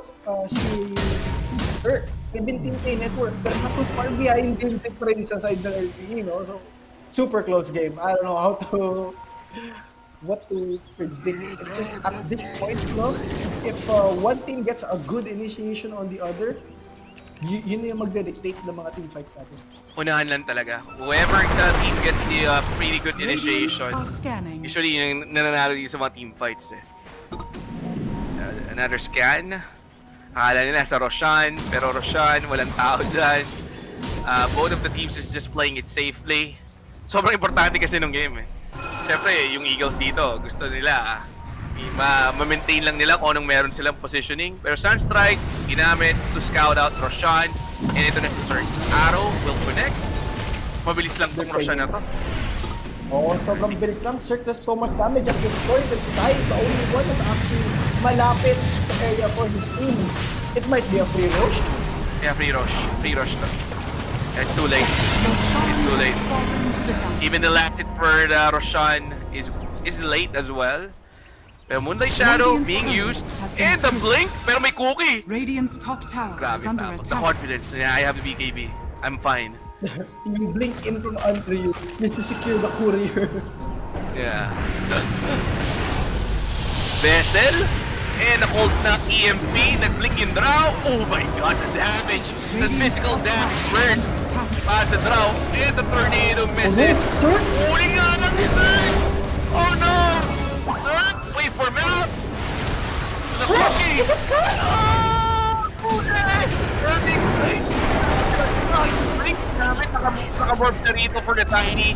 And the first na. Tapos Aegis. Ace Meteor. It's on point. Plus the silent. Walang panta doon. Then, huli ang kanilang Wormling. The amount of damage and lockdown na meron sa LPE, if they just have one that's able to connect, and as long as walang interruption sa side ng Emperors, they can just do it perfectly. And nakaka-out yung Morphin with, oh, but now, Oh, there's a boss. Oh no, plus the silence. But he has BKB. Arrow? Just to disengage. Nakakalis naman si Bob, pero yun They nga, can't fight without commission- Mover. Wala, kailangan he was forced to use his BKB or else, di ba? He'll drop again. Ay, God naman. Sayang na naman yung Aegis. Walang nakaka-capitalize ng Aegis dito sa game na to. That was the second Dire's Roshan. middle tower is under attack. Oh no. High ground to. Definitely, parang yung Aegis carrier ang bilis ng out, no? The same thing happened for LPE dun sa top lane, and now the team actually with a lesser of an advantage pushing high ground dito. LPE want to take it to 5 hours, pero oh, then Oh no, look at that! Silent come out. Oh no. Smoker is out, and James goes for the snapfire. Now he's trying to survive, however, inahabol siya rito ni Bob. And Bob with the right clicks, that will finish up the snapfire. And umabot yung Ether Remnant. Like a boss! And Ryu like a boss. And they can fight without their morphling. It doesn't matter. Yeah. Ang ganda lang pala ng infusion nila. With that silence from the Night Stalker, pagpapasok yung Void Spirit, just to follow up with his own silence ng Inya, parang hindi talaga mag-commit ng BKB. So this spells dito yung side ng LPE. No? And the only BKB that they have for now is the one on Prince. And I think they need one on side, they need one on Lupino, pero there's two catapults here, Cirque is alive. It's difficult to defend this as hero alone. Especially pag nakapasok lang ng ganyan ng Multi-Alloy. Radiant's middle tower has fallen. Mahirap to mag-defend ngayon. They're just, you know... And here goes the blink in. Naka-backer na rin dito yung Night Stalker. Parang dali na talaga kontrolin ng draw dito. Look at the damage. There's two catapults na naka-bloodlust din. The timing is good on the side of the Emperor. Radiant's middle barracks More are under than attack. come out, pero di na nga. Still, the back is in trouble. Meanwhile, Hero drops down, Void Spirit, and the Morphling is looking down. Out of the distance, Cirque, focusing on the drop. Arena of Blood. Kako, wala, hindi ka maganda. Sa back. Hindi ka nilang Night Stalker. And even Bob thinks about. No, that was not a good position. They decided not to push it further. Dito na lang tayo objective. Let's go for the objective, boys. Even the Moonlight Shadow was popped. They want to go, they have the catapult. And kaya pang mag-hit dito ng Cirque. Oh, actually, Lupino. Yeah, they'll still go in. BKB na pop na naman. And Rubido still alive with the Glimmer Cape. Wala na kagad. Look at the damage from the Warp Wizard. Radiant's bottom barracks. Fear treated. So much attention off of Blinkin lang, crippling fear, plus the right clicks. Yung E-Blade din ginamit. 2 lanes of rack secured by the Emperor set. Grabe, just that amount of Radiant's top tower is is under attack. capitalizing on those objectives na nasa kanila. They realize, okay, kaya natin mag-get na walang morphling. Let's try to win a fight na walang morphling. And so, when they did it, it secured their lead. Nakapag-push sila ng mid lane, walang glyph yung side ng LPE because they use the high ground. And now, that's an easy 2 lanes of racks for them, especially since na-time din nila with that 35-minute catapults. I think super effective coming up with the Emperors. Yun nga lang, it's a bit harder to kind of finish it out, especially when there's still a tier 2 tower left standing, no? And then, wala pang Roche. Wala pang Roshan. I think yun din yung parang kumbaga yung safe play on the side of the Emperors. They'll just wait for Roshan. Pag na-secure yung Aegis, they can try for another go for the last lane.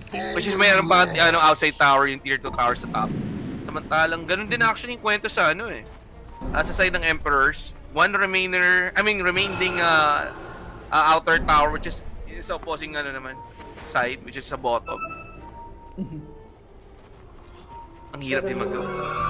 Yung vision ng LPE dito, after losing those 2 racks, the vision has been suffering, no? The only vision they have outside ng base nila is nasa triangle nila.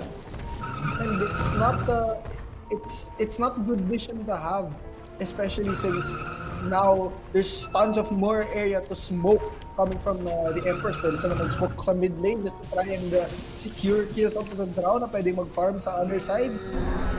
So, sobrang daming options sa Emperors dito to try and close out this game. And and yung neutral items din nila actually, Calbs, if mapapansin mo. Princess Knife on Ryu, Cirque with the Illusion Escape, I think, and then yung Prison on Bob. So, just very nice. Very fortunate neutral item drops from the side of the Emperors. Ang ganda ng neutral items dito ng Emperors. Imagine nasa pa yung Princess Knife. Nasa Night Stalker din. So pag nag-blink, first hit, X ka kagad, disabled ka. Okay pa rin naman. At least mas iba paano may farm dito yung draw, which is naka-butterfly na rin. So yung physical damage, hindi ganun ka-reliable din. May evasion kasi. Pero meron na rin dito si Bob on the point spirit. That amount of cooldown reduction. The Octarine Core plus the Spell Prism, that's a very fast cooldown BKB. That's a very reliable use and aid the Remnant combo now with those two items. They're like Very pinging. fortunate. They're like pinging Prince. Hey, be careful, man. Pero it's still a very good item yung yung leveler. If ever they have the opportunity to go high ground, Drow deals a lot more damage to structures there, along with the additional attack speed. Yeah. Swifter than ever. Hindi na nagano rito, nag-progress yung itemization ng or yung items ng Invoker ni Sai. Ang daming legend, the blink in is the use. Kasi hindi niya mahanap! Kasi illusion nga lang yun! They went for the illusion! Too bad. Okay.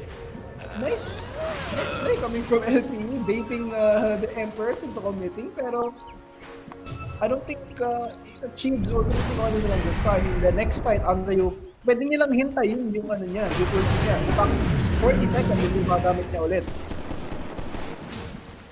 Ang hirap mag-high ka. Medyo risky rin mag-high ka. Kailangan nila maka-pick off muna eh.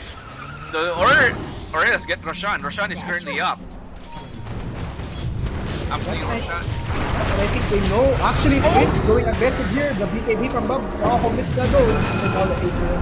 Actually, I think they were looking for some kind of Hail Mary play. Now Hero might be something here. Nice use. Tutag niya yung adaptive strike, pero na push him back again. Sabi, hindi na naman yung Spell Prism, plus the Octarine Core, yung cooldown reduction, he can just place out Remnants, he can just spam dissimulate if pwede. And the BKB almost off of cooldown. Not a minute after ginamit niya. Gusto Roshan. Sobrang bilis. Uncontested na naman to. That's how fast Roshan ba? Grabe, ang bilis ko naman click ng Roshan. Ay, nagtari kasi damage nila eh. Halos 6 slotted na sa Tanic na lang yung kulang dito. May refresher orb na nag-drop since third Roshan of the game na to, pero I don't know kung kanino nila nilagay. I think nasa Night Stalker, refresh the ulti if I'm not mistaken, pero let's see. Yeah, I think it's the best na yung refresher shard is in the hands of the Night Stalker. Illusionist kaya pala sobrang unit ng illusion and yung damage din ng illusion. Diba? It's almost like parang legit morphling yung nag-hit ng trips pero they're just going to take a very aggressive position here. Pero alam nila may sentry naman, nakikita naman sila. Yep, yung refresher shard pala, yun din talaga sa Night Stalker. It is daytime right now, and I think ayaw nila mag-play ng nighttime. Gusto nila mag-pop ng ulti ng Night Stalker, and as soon as mag-expire yun, they can pop it again para ma-pop din yung BKB niya. So 2 charges of BKB that Night Stalker could dive for days, but only as long as the rest of the team stay their damage game all time. Oh my god, the damage! And here comes the burn!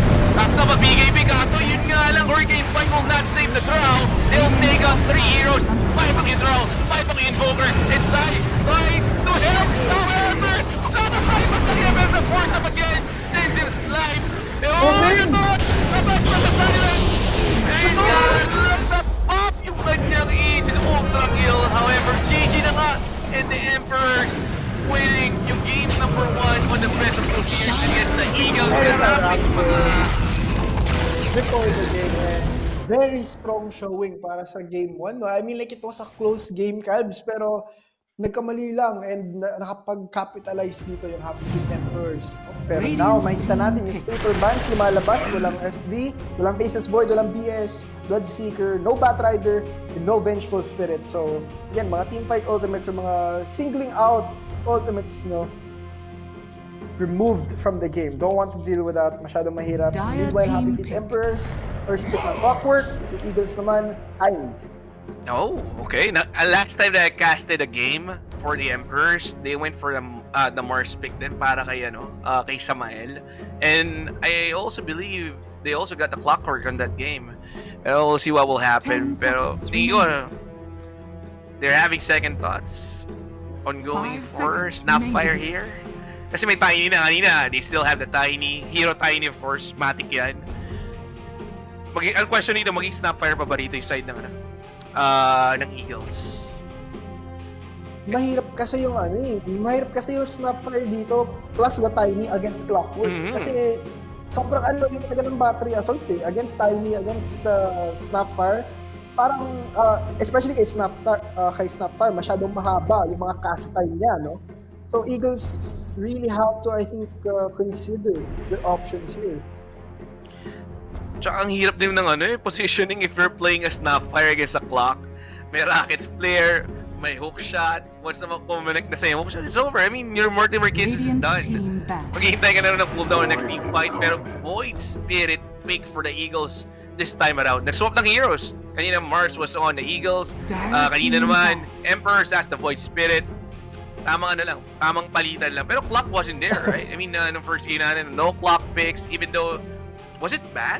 Oh, na-ban ng Eagles yun. Yeah, it was banned out. Alright. Kasi magda-draw din sila nun. So, yun, that's why they banned the Clockwork ng Game 1.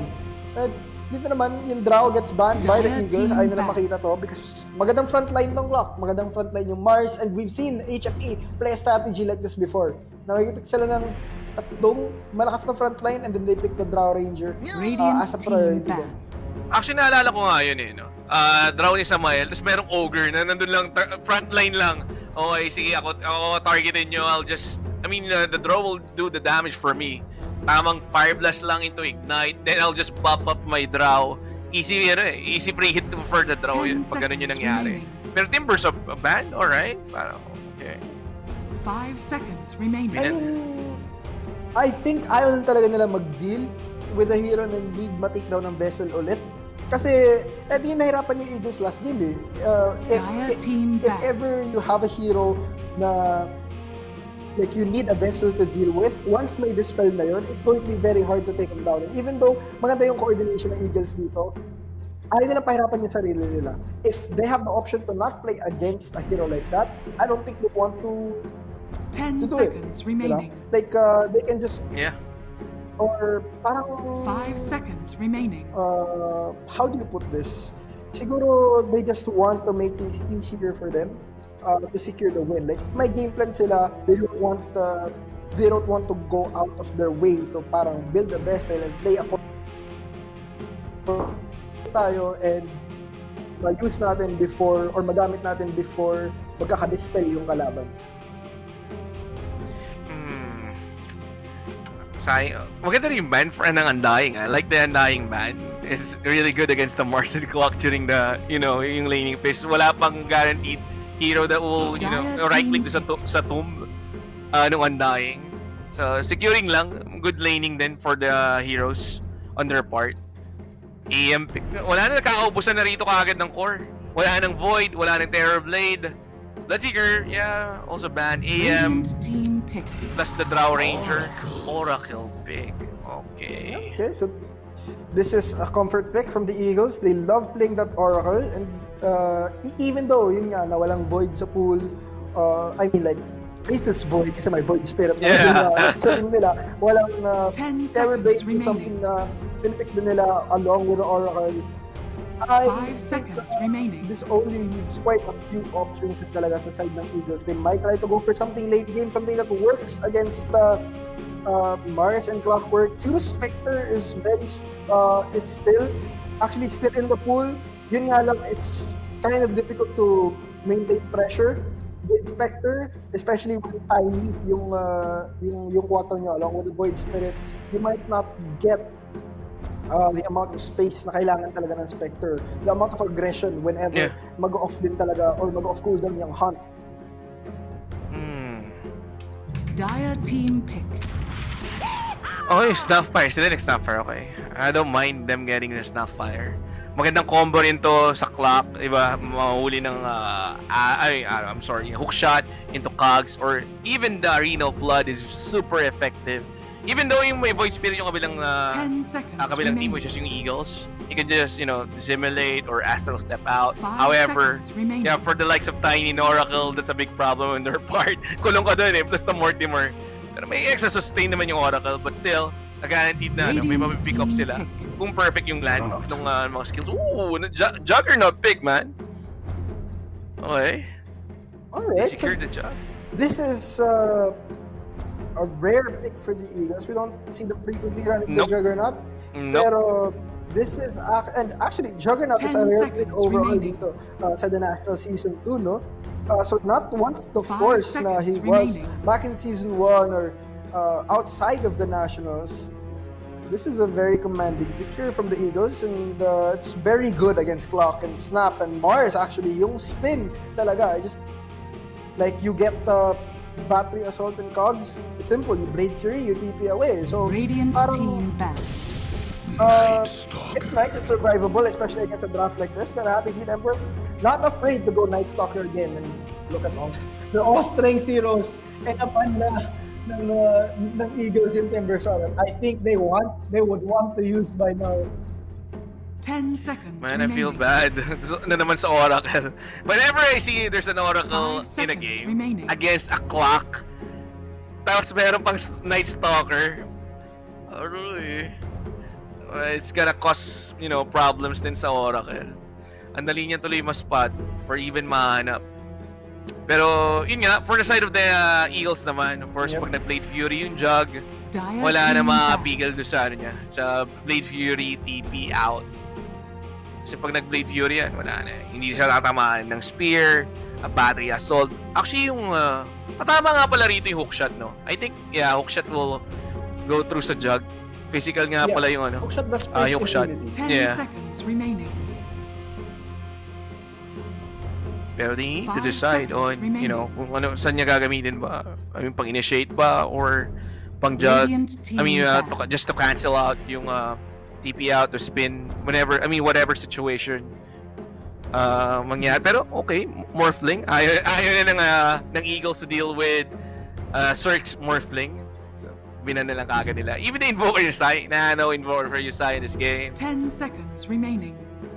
I think the morph ban is pretty warranted eh. Nagkagulo sila sa morph 5 pick. Sobrang seconds remaining. lakas mag-pressure ni Cirque that game. And with the same parang composition, may Night Stalkers na dito, you can't afford to try and give them the morph thing. Kasi alam mo na that Night Stalker along with the Clock, Snap, they're gonna make so much space for the morph. So it's a lot better if you just take him out of the game entirely. At the same time naman yung Emperors dito, ayaw nila mag-deal with any kind of interrupt, especially kay Clock, kay Snap. So, that Invoker is pretty warranted. And of course, yung makikita natin, lahat dito strength hero. Si Clock, si Mark, Snapfire, actually still Dire strength team hero, Night Stalker as well. So parang it's very difficult to play with that EMP or having to be always mindful ng EMP, no? In these fights. You don't want to run out of mana and suddenly wala na kang panlaban. Ang tanky nga nung first 4 picks dito eh. I mean, also Radiant considering Snap, team. alam mo yun, tanky hero din.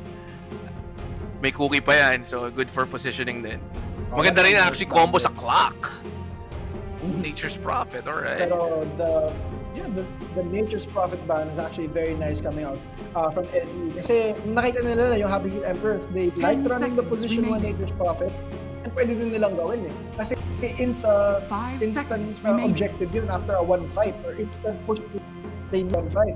So, taking out the Nature's Prophet, warranted lang din naman. One of the few times din na ban yung Nature's Prophet dito sa the Nationals. True. Dire team pick. Tsaka maganda rin yung hero na yun to show about lanes, pero Life Stealer pick will go into the hands of the Emperors.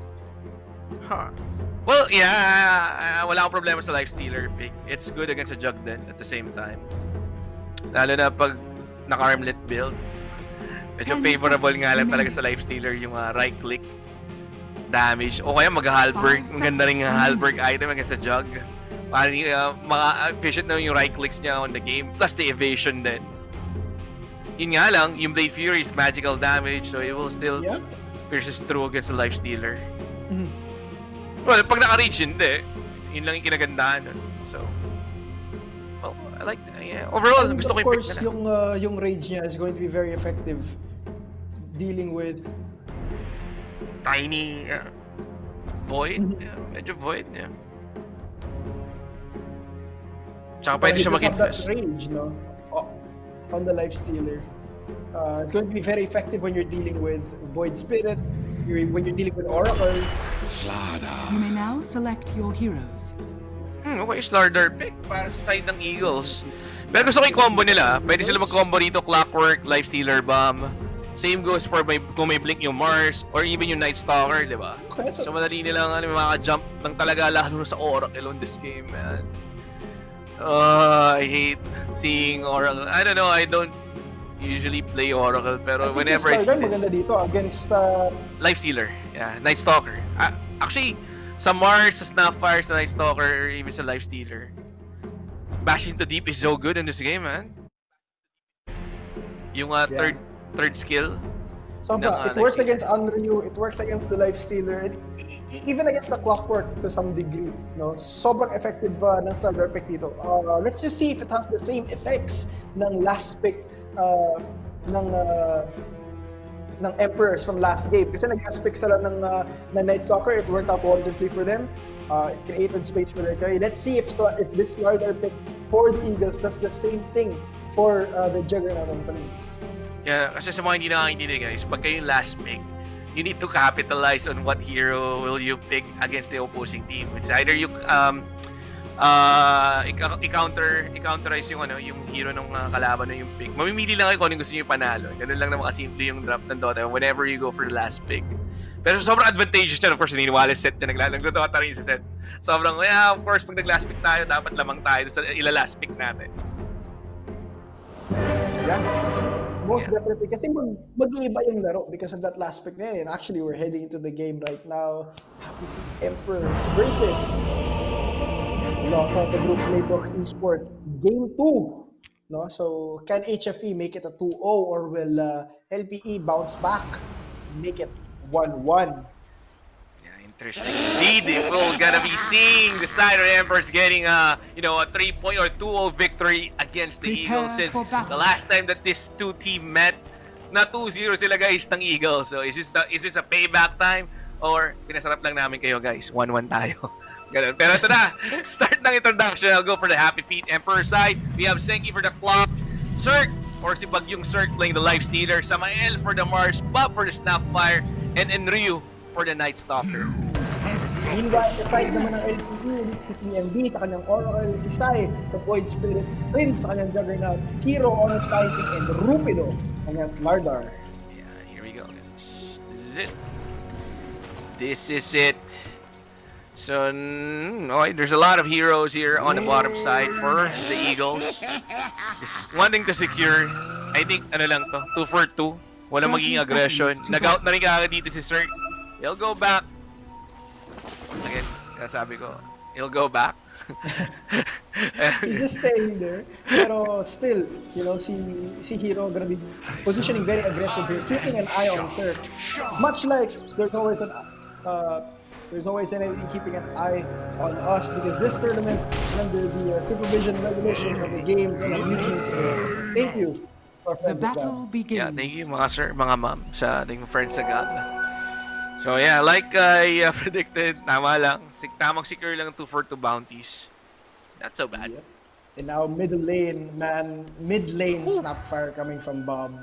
I wonder ano talaga yung what's the game plan here? Will we be seeing yung Boots of Travels, Aghanim's Scepter Rush that ginagawa mostly ng mga position 2 Snapfire? Ganda naman ang blocking dito ni Bob. That was the same story din nung anong game 1. Maganda yung na-secure na kagad ni Bob yung lahat actually. Na-miss niya lang yung isang creep. Pero ito na yung battery assault from behind. Na-miss nito na yung crush. And that will buy him space para ma-avoid yung extra battery assault from Zenki's Clockwork. So, successful naman in a way. Yeah. Pero sobrang rare ito na you'll get the slithering crush. Diba? Normally, bash into deep mostly. Pero that was a good decision. That's the reason why you don't skill. Hindi ka naglalagay ng any skills point sa mga abilities nung gamit yung hero. Yep, because we don't know that time might come na pagsisisihan nyo. Sana crush yung kinuha ko. Maybe sometimes din, sana sprint yung kinuha ko, diba? So there's always situations like these that you have to kind of prepare for. And since these guys are playing sa level na ganito, very high level, they have to avoid making those mistakes. Yeah, imagine if ano siya doon, bash into deep, o yung third skill yung kinuha niya, yung passive. Naka-battery assault na yung habulin ka talaga, loklak mo na kang gagawin. Hindi ka makakasuntok, hindi ka makaka-right click. Kasi nga, naka-cancel out ng battery assault, plus the damage of course. So, well played, ganun talaga guys. Kaya normally yung mga pro players, nag-iiwan ng isang skill point. Pero may rotation dito sa top, alright, wala naman gano'ng mangyayari. Babalik lang dito si Samael on his position for Mars. Grabe, etong team ng Happy Feet lang nakapagpakita sa akin ng game na nanalo yung position 4 or support na Mars. I've been casting din mga online tournaments din. Ginagawa naman talaga yan. Kaso hindi nga, or siguro sa mga cast ko lang. Sa lahat ng kinas ko wala, bukod lang sa game ng Happy Feet na nanalo yung Mars na support na pick. Yeah, I mean, sila din yung pinaka-successful na mag-run ng parang more of the green gear position for support, no? Because Mars not entirely parang independent. Still needs a few items to fully function at a core. Like, yun nga, boots. It also needs a bit of mana din. Kasi may mana problems talaga itong hero na ito eh. Look what Samael did, oh. Alam niya kung ipupul yung aggro ng creep. So ginawa, iniwas niya. Pero, yun, makukuha niya pa rin yung aggro. He will still get the aggro on the creep on the lane. Eh, syempre, may body ka. Diyan si Enryo. Okay, thanks man. Thank you. Let me get that. Ah, di ba? Teamwork. Sayang yung range creep. Yun nga lang. That was a good cookie. Sakit! Oh, meanwhile, mid lane, Sai in trouble. Si Bob naman andito, pero hindi ang bakit. Ba't pala, oh, meanwhile, baba naman, Radiant structures are fortified. may back of the book naman siya. Let's get to land on Swift. Grabe, ang kulat din kasi ng mga hero dito sa bot eh. Parang ang hero pag nagpatay siya kasi full commitment talaga. Kulang din yung damage dito sa ngayon, nung side ng Eagles. I mean, they can burst yung Lifestealer plus yung combo ng Clock. Tangi, mataas yung armor ng Clock. Same goes for Lifestealer din, so wala talagang burst for now. Siguro level 3 or 5. Siguro doon tayo makakita ng mga pickups when it comes to sa laning presence.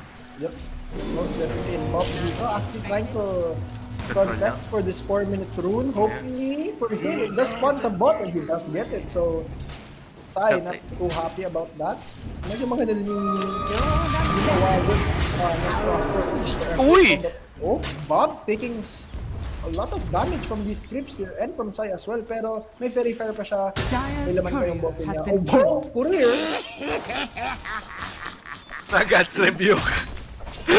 Grabe naman yung Samael. So, this is actually parang ito na yung ginagawa ng support Mars earlier on, no? I mean, like, there's not much that you can do. Parang, you don't rotate as well as Tiny. You don't scout as well as Mirana. Pero, like, stuff like this, you just go super aggressive. Oh my just God! Go crazy. Woo! Ganda nung cookie! Time perfectly! Parang natatreten lang sila sa Mars, pero pare mas nakakatakot din si Bob. Oh, pero now, nice talk back, but Bob though, another cookie, that's not perfectly. Nice Oh, counter he's blast. counter blast! A little bit off the mark, pero si Samuel dito, may skill pa ata na. Napaganda Helps him pa. get the rune, and Zenki is over there. Nag-TP dun yung yung isang guy to help refill the battle from the void. Pero ang ganda ng cookie, man. Sobrang on point. Plus the scatter blast damage. Yun nga, nag-miss ng pangalawa. But still, you were able to get a kill. Nandun din yung clock. So, ang ganda ng coordination din for the side of the Emperors. Another cookie. Yun nga lang, nag-miss. Here comes Samael! Hindi maabot yung Spear of Mars. 2-0 pa rin tayo, guys. Almost 6 minutes on this. Game number 2 for the best of the series. However, at the bottom lane, Rage was used by Zerg and the battery assault. Pero tayo here. Nakita nila tayo, okay? Hindi natin makukuha ng kill. Let's end the aggression now.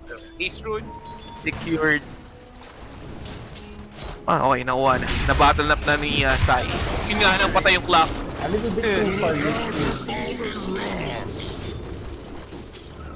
Medyo out of position dun yung clockwork ni Zenki.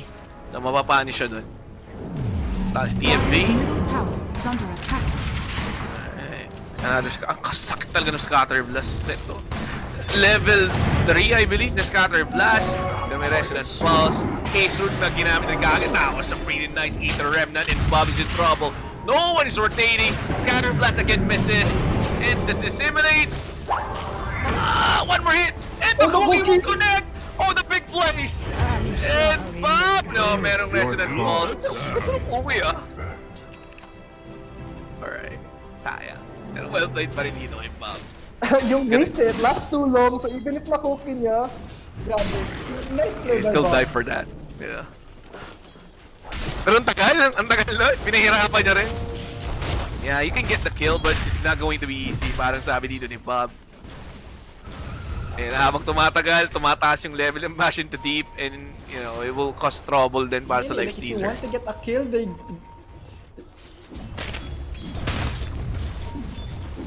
Pero so far so good on this game. 2-2 pa rin tayo, guys. 2-2. Radiant are scanning. Kasi even through raging and Bash of the Deep, it still stuns, it still does its damage. Purely Yeah. physical kasi. Ano to? They'll go for... Oh! Nagagamit lang yung Omnislash! And that was a nice usage for the ultimate for the Jug. Ganda nun ha, level 1, sulit. They were able to get at least a kill. And nga lang, Oracle was taken out, but still, Juggernaut taking out yung Night Stalker dito. And the Spear, wow! Napakagandang usage. Yung Astral Step. And Samael by his time. The Remnant will correct. However, and Samael, even though nagamit yung Cookie, it will latch to Sai. And Sai with the second Astral Step, pero may Mortimer Kisses. Ginamit dito on Sai. And saying, keep it dissimulate. Saan pupunta, best? And kita, nandito na rin yung Sendryu on the Night Stalker. Scatter Blast. One more hit, and that one! But hero, pero may rocket flare, man. Oh no! Oh no! What? Nabuhay pa rin dito. Big plays! Big plays. Sai just dancing around yung Arcane Rune, I think doing the work. Sobrang low cooldown ng Astral Step niya, ng Dissimulate, and that either Remnant keeping the Night Stalker busy din while he Astral Steps away. Very nice. Cheeky flex from Sai. Wala eh. Level 3 yung dissimulate niya pa na, no? That was, you know, normally, hindi mo minamax yung dissimulate eh. It's either yung Resonant Pulse o yung Ether Remnant. Pero that time around, man, sobrang okay. Sobrang sulit talaga ng pagka-max out nung nakatulong din ng first yung Arcane Rune. Mataas yung level, so meaning, hindi ganun kataas yung cooldown, flat the Arcane Rune pa. Kaya na-spawn niya maigi. Then I think yung big factor sa discipline niya is because nagpo-push out kasi ng wave dito si Bob eh. And parang kulang yung look niya, i-fresh ka ng point niya. So he decided to scale din yung discipline for that extra nuke. Takbuhan sila na nagpipilinis laro na sa top. So, scouted na rin naman ng Rocket Flare. So they know. Ah, the courier! Oh, nice combo! Spear plus the movie huling starter. It was a pretty dive. Kasi unfortunate. No, nakuha ko ng neutral creep. Ginap yung Dark Ascension and they want to go for a fight here. And TMP na lang. TMP being still chased out. Got the skill to disarm him para hindi makapag-right click. Plus the Mortimer Kisses. Still staying out. So may Omnislash nga lang. Support for 4 pero not too bad para sa side ng Emperors. They were still able to get 2 kills for 1. Pero eto yun, it's still the same story na nangyari last game, no? It still comes paid for further when, pero this game, No man! at the away. No rocket there. Tuli man. They turned it around, actually. They're minus on certain Minton. So his team is still creating space for him. Hindi nga nag-iikot yung Night Stalkers, si Samuel dito. Even along with Bob and Zenki, they're always on the opposite side of the map, no? And Yeah. she's hurt. Just farming din, making use of the space na kanya-create ng mga kakampi niya. Sai, rushing for that Aghanim Scepter. I don't think he wants to go for the use build this game, especially nga because medyo makunat Radiant's yung mga bottom tower halaman niya. is under Wala naman attack. siyang mid-pistol matado, Dire's top tower but he needs is to under beat them attack. to this table. So, very effective yung Aghanim Scepter niya. And I think most probably into that BKB. Dire's structures are fortified. Yeah, for sure. Sobrang effective din kasi nung ano nung Aghanim Scepter, 2 charges of Radiant's President Pulse bottom plus tower AoE is under silence. attack. Goods to. Life Radiant's Stealer, bottom Mars, tower has Napfire, fallen. even the Night Radiant Stalker. structures are Tiniping fortified. nila, alam nila. Kaya nag-back out na lang sila. They know there's a lot of heroes coming in on the mid lane. So disengage na lang sila. We're not gonna force anything on the mid side. Then nag-trade din sila somewhat ng towers. I mean, like, wala ng towers sa bottom lane for the side of the Emperors, and wala ng towers sa top lane for the mid side of Dire's top tower LPE is naman. under So attack. mid lane is the next area Radiant's of, middle or tower the is next under area to be attack. contested from both teams. Grupo Dodino being very aggressive already, hitting the tier 1. And smoke on the side ng Emperors.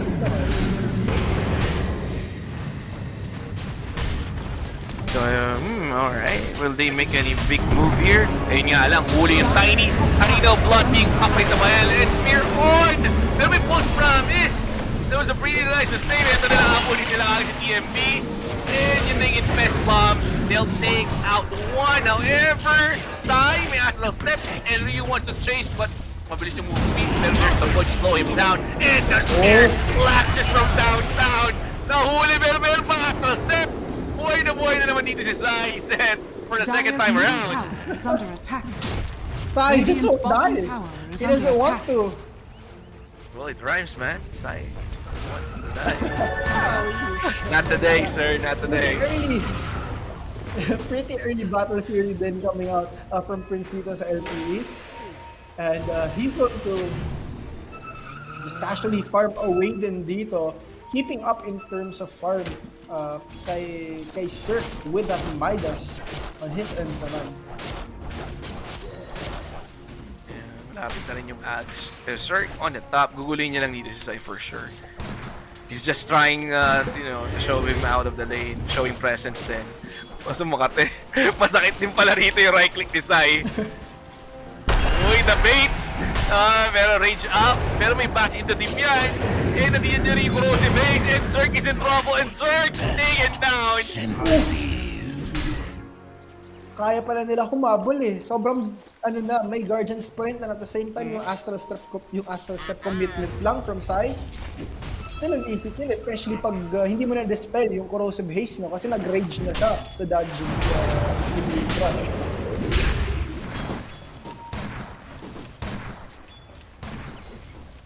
Meanwhile, nagpa-familiar ng stocks dito si Bob, and he's getting closer din sa kanyang Aghanim Scepter. So, he's nagpapa-enhance ng Aghanim Scepter dito ni Sai. So, both mid laners opting to go for the same item kasi nag-open up siya ng possibility for their team to start new fights. Sa side ng LPE, that silence creates more time for the other members ng LPE to respond. At the same time naman, sa Happy Feet Emperors, yung Aghanims ng Snapfire allows Bob to initiate fights with the help of just one more ally from the side of the Emperor. So pwede siyang mag-double up and spit out, initiate from a screen away. Medyo napapabayaan din dito sa kusina yung Jug, Yung Jug pre-farming lang, meron ng battle between Juggernaut. Pero 3-man smoke para side ng Eagle, and Sai spotting out Bob, and Bob is in trouble. Omni Slash ginamit kaagad, they'll take out Bob ASAP. Sobrang bilis. Dark Ascension was also used. Tumama rito. Isa, which is all alone. Silence, pero Wolf Promise is not gamit. Oh no, they're falling. Fly like flash. 2-man down, 2-for-1 in the thought. That will finish up Cirque. Look at the team fight, and they're not finished yet. They want more. Radiant's tower is under attack. In the courier, tama iba. Radiant's courier has been killed. Grabe. So, a nice 4-for-1 engagement. No? Yung false promise coming out from TMV, they're really, really good. Highlight of the fight allows the Juggernaut to still spin throughout yung disable. So, the rest of engagement ng Emperors doon. So, even though the arena was very good, even though na-disable na lang yung Jug, may false promise pa din eh. You couldn't take out TMV fast enough, so nalabas niya yung ulti niya. And let's save the rest of his team. He's only one to drop down. Meanwhile, the Emperors, they lose almost everything in that fight. Yeah, first they'll take it. Maski makuha lang nila yung aura, oh yeah, we'll take it. We'll take your course. I mean, 4-man, it's fine. Support lang na, nagawa niya yung trabaho niya, which is mag-provide ng false promise or extra sustain. Yeah, sobrang goods nga talaga yung nangyari dun sa Eagles. Kasi dito si Hero. What Approaching dagger? na siya sa kanyang Blink Dagger. Yeah. Yeah, ayun na. Dagger na nga. Medyo ilang beses na naman pipick up dito si Cirque, ha? That was the second time around. Kanina, nayari siya na bait siya ni Sai. Nandun pala yung Slardar. Grabe pa naman yung damage, di ba? Minus armor from the corrosive haze. Radiant's middle tower is under Medyo attack. flip na kasi nila yung nagawa nila from game 1. It's not like they're carrying over yung strategy or yung ginawa nila from game 1. Kasi yung nangyayari dito is Cirque is kind of making or creating his own space. No? And now, sumasama na nga siya with this infest buff. Ito ang arm na pag-fighting ng items niya. Blink forward from Anrio, that silence onto and actually spin away. Middle link lang yung pag-malap and spit out, but Cirque still gets the kill nonetheless. They also make sure. Nagukshot pa, set, nagukshot pa. Oo nga eh. It's something that they do desperately need, so they can commit or they can over-commit on it even. It's a juggernaut away, and if they want to take another fight, pwede pa din. May Dark Ascension pa, and may Blink pa din si Unreal, so pwede sila mag-go dito. For sure. Tsaka speaking of the corrosive haze, minus 10, 15, 20, the blink, the toss, however, the body blocks is here, Samael. Dire's middle tower is Sulit. under attack. Tayo there to finish yung job. Meanwhile, alam nila, wala sa side of blade. Unreal goes in forward. There's a nice crippling spear and just spit out. Cirque lands on the TMB. Now they're just going to take this to one tower. Dire's middle tower has fallen. Double damage pala dito ni Tayo. Medyo mahirap ang away nito. But now, oh, there's a nice Omni Slash. However, yung creeps lang sa people ko naman. Cirque in a bit of trouble here. Obvious, the Victory crash and group to go. There from Zenki, keeping everybody out. Prince spins out as well. Hindi nila napatay si Cirque doon, but they came very, very close. Oh, hindi. Nakapag-ano rin kasi siya eh. Nakapag-armlet toggle siya. Kaya he's perfectly fine. Medyo late na rin yung ibang follow-ups. Pero ngayon, naka-infest na naman si Cirque. This time around, nasa siya eh. Night Stalker. Nakita, alam nila, here is here. However, the first is Samael. Samael is down again. Yung gobble up into spin out. Yun nga lang, huli pero with false promise. Yung Puki na naman. Huli yung Oracle. And that toss, yung Jack in kanilang dinos. Wala siyang Omni Slash. Kaso na problem, pero mabilis nga lang hindi Night Stalker. Night Stalker trying to survive. Will he survive? just one more hit. Question. It's really fast. And he was able to play out. And Ryu with the play. And yun lang. Okay, lang siguro, pero nandiyan na rin ang Slash. And Light Stealer is also here. They will take out yung Slicer, pero ewan ko lang ha. Sabi dito nung Jack. Baka mabuhay pa na, I'll make sure I'll take him out this time around. Pero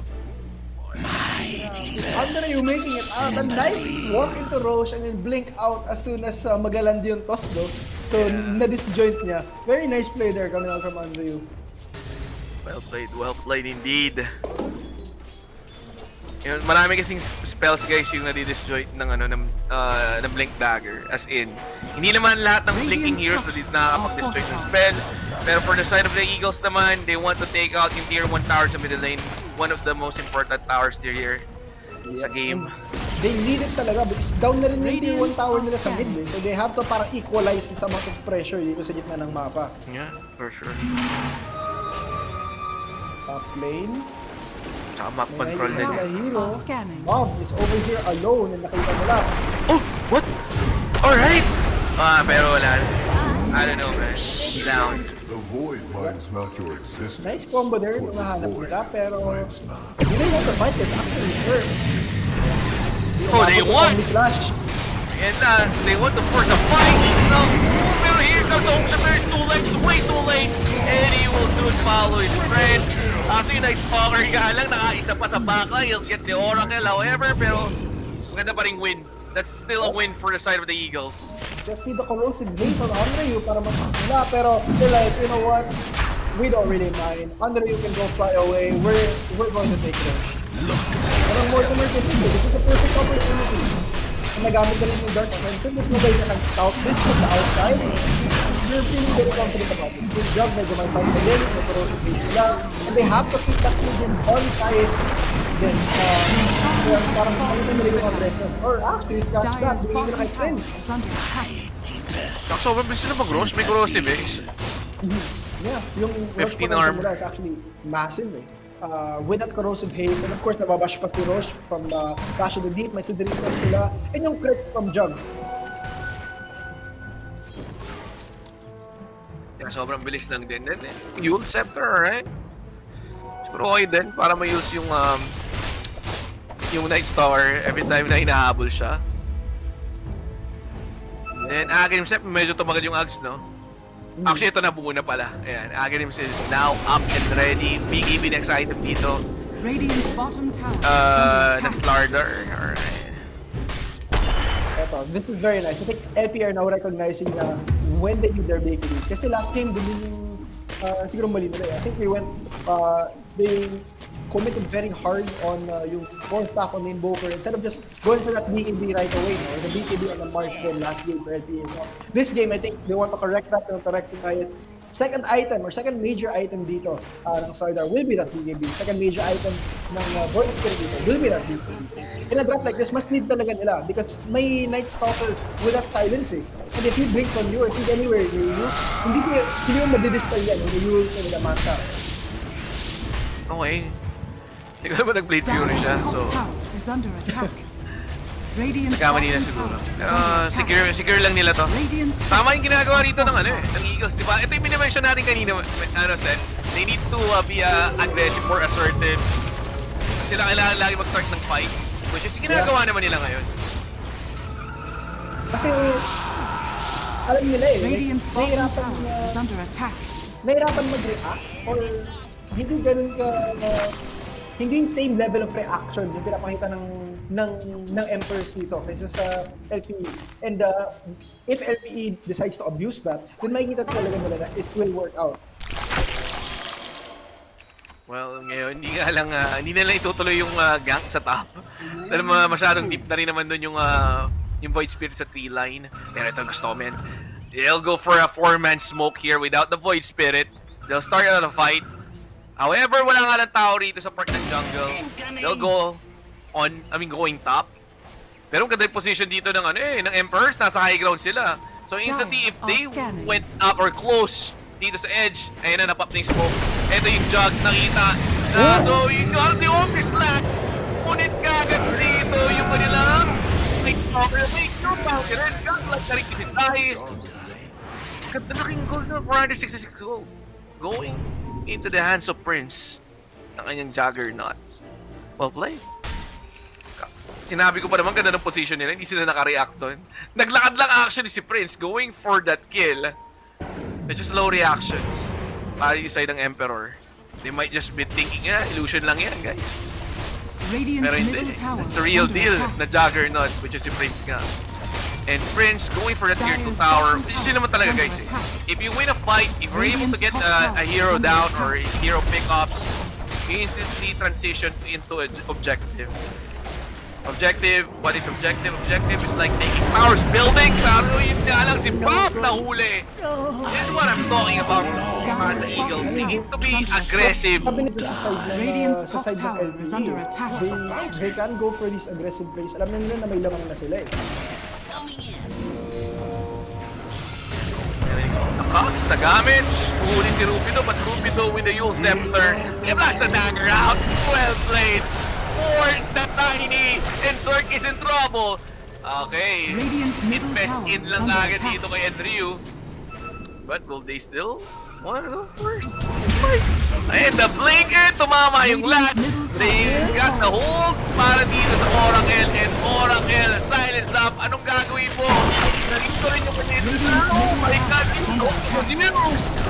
oh, no, the Saturino. They need to turn back. But yun nga yung ginagawa niya, Blade Fury. Zerk wants to fight still. Nag-expect na siya kay Pop. Nag-fight na rin kagad yung CNU. Here goes the Mortimer Kisses. And Zerk with a tag. Sinatagan niya yung Heartless. And another good spear.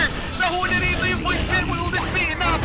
However, the end, the Pokemon Connect as well. They will take out Pop. This is one big team fight for this two teams. However, Samal is down. Double kill pa nga para kay Prince. And another buyback para sa side na Talaga. and that's the buyback. However, Zeki, the Oh, no. boy, nag-expire yung Aegis! Nag-expired! Nag-expire yung Aegis! He has Will to they run still away. chase? Wala na eh, wala na sila pang cancel. Medyo Pero- nakakatakot siya na. Grabe yung Swift. Every time Radiant's top Swift tower Slash is comes under off attack. cooldown, nakakapatay si Prince dito eh. The last hit on Radiant's Sir, top tower they got the is kill falling. on Bob, and namatay nga si Side, giving away that Beyond God. Like, if that Aegis had not expired, they could have dragged the fight onwards eh. Still overall, the Emperors do hold it.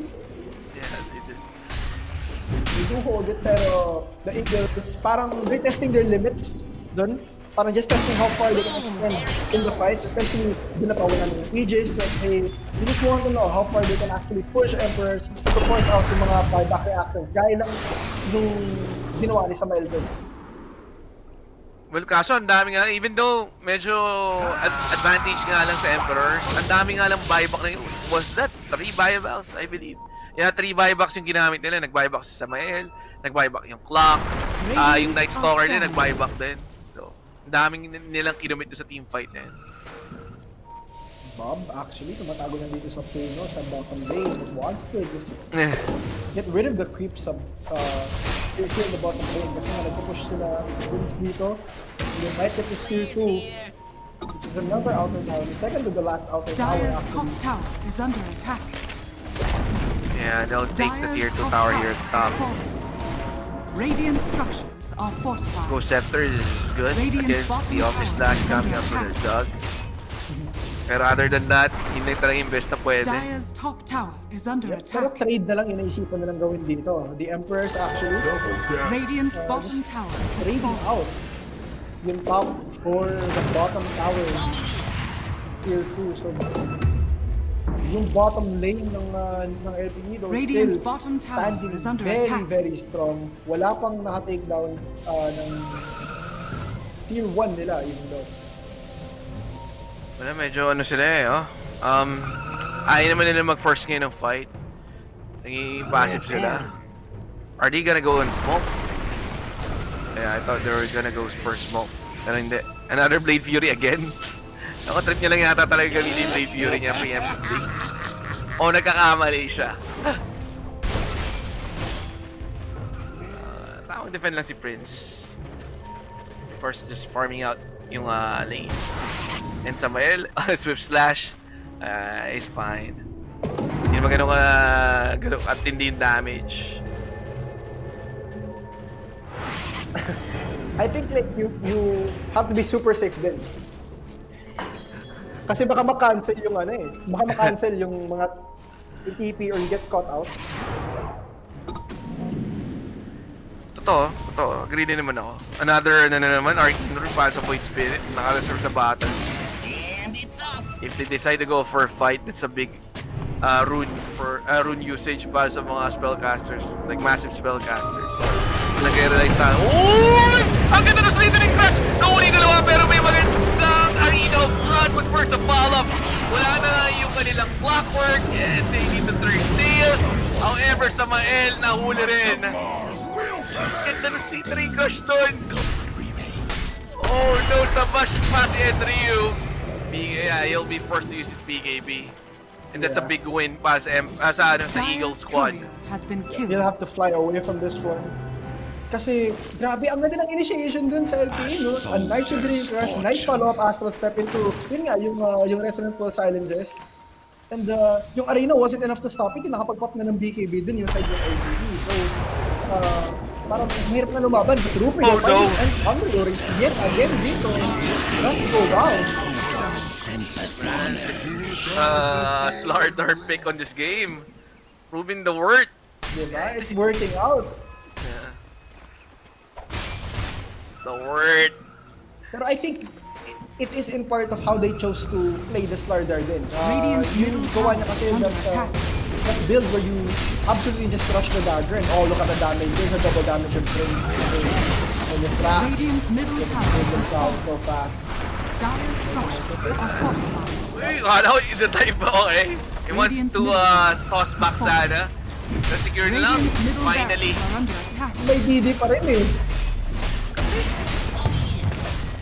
Grabe dito. Yung Radiant's damage bottom difference. tower Yung sudo auto, Radiant's very bottom angry with barracks front are under line. attack. Dire's Scabby top actually tower already is under finished him attack. on Trent, so that gives him Radiant's a lot of bottom stats. And also prevents, it's a big counter to the right shooter din para cards because it slows down yung region mo, it slows down yung Oh, yeah. line mo. Pero, Uy! Very false promise eh. May flash ginamit ni Gaga. Just to be sure. Actually, only flash was used in that part. Nakakuha pa nga ng kill dito set. They'll get two. And here comes another one. Wala na life stealer. Oh my god, the damage output from the jug. And 2 lanes of rock easily secured by the side of the Eagles. Radiant's No, middle they want to finish the game, man. Oh, follow up. But where's the combo? Walang ano eh, walang impest bomb. Hindi kaya mag-isa. Hindi kaya mag-isa. Hindi kaya ni Henry yung lahat. good plan.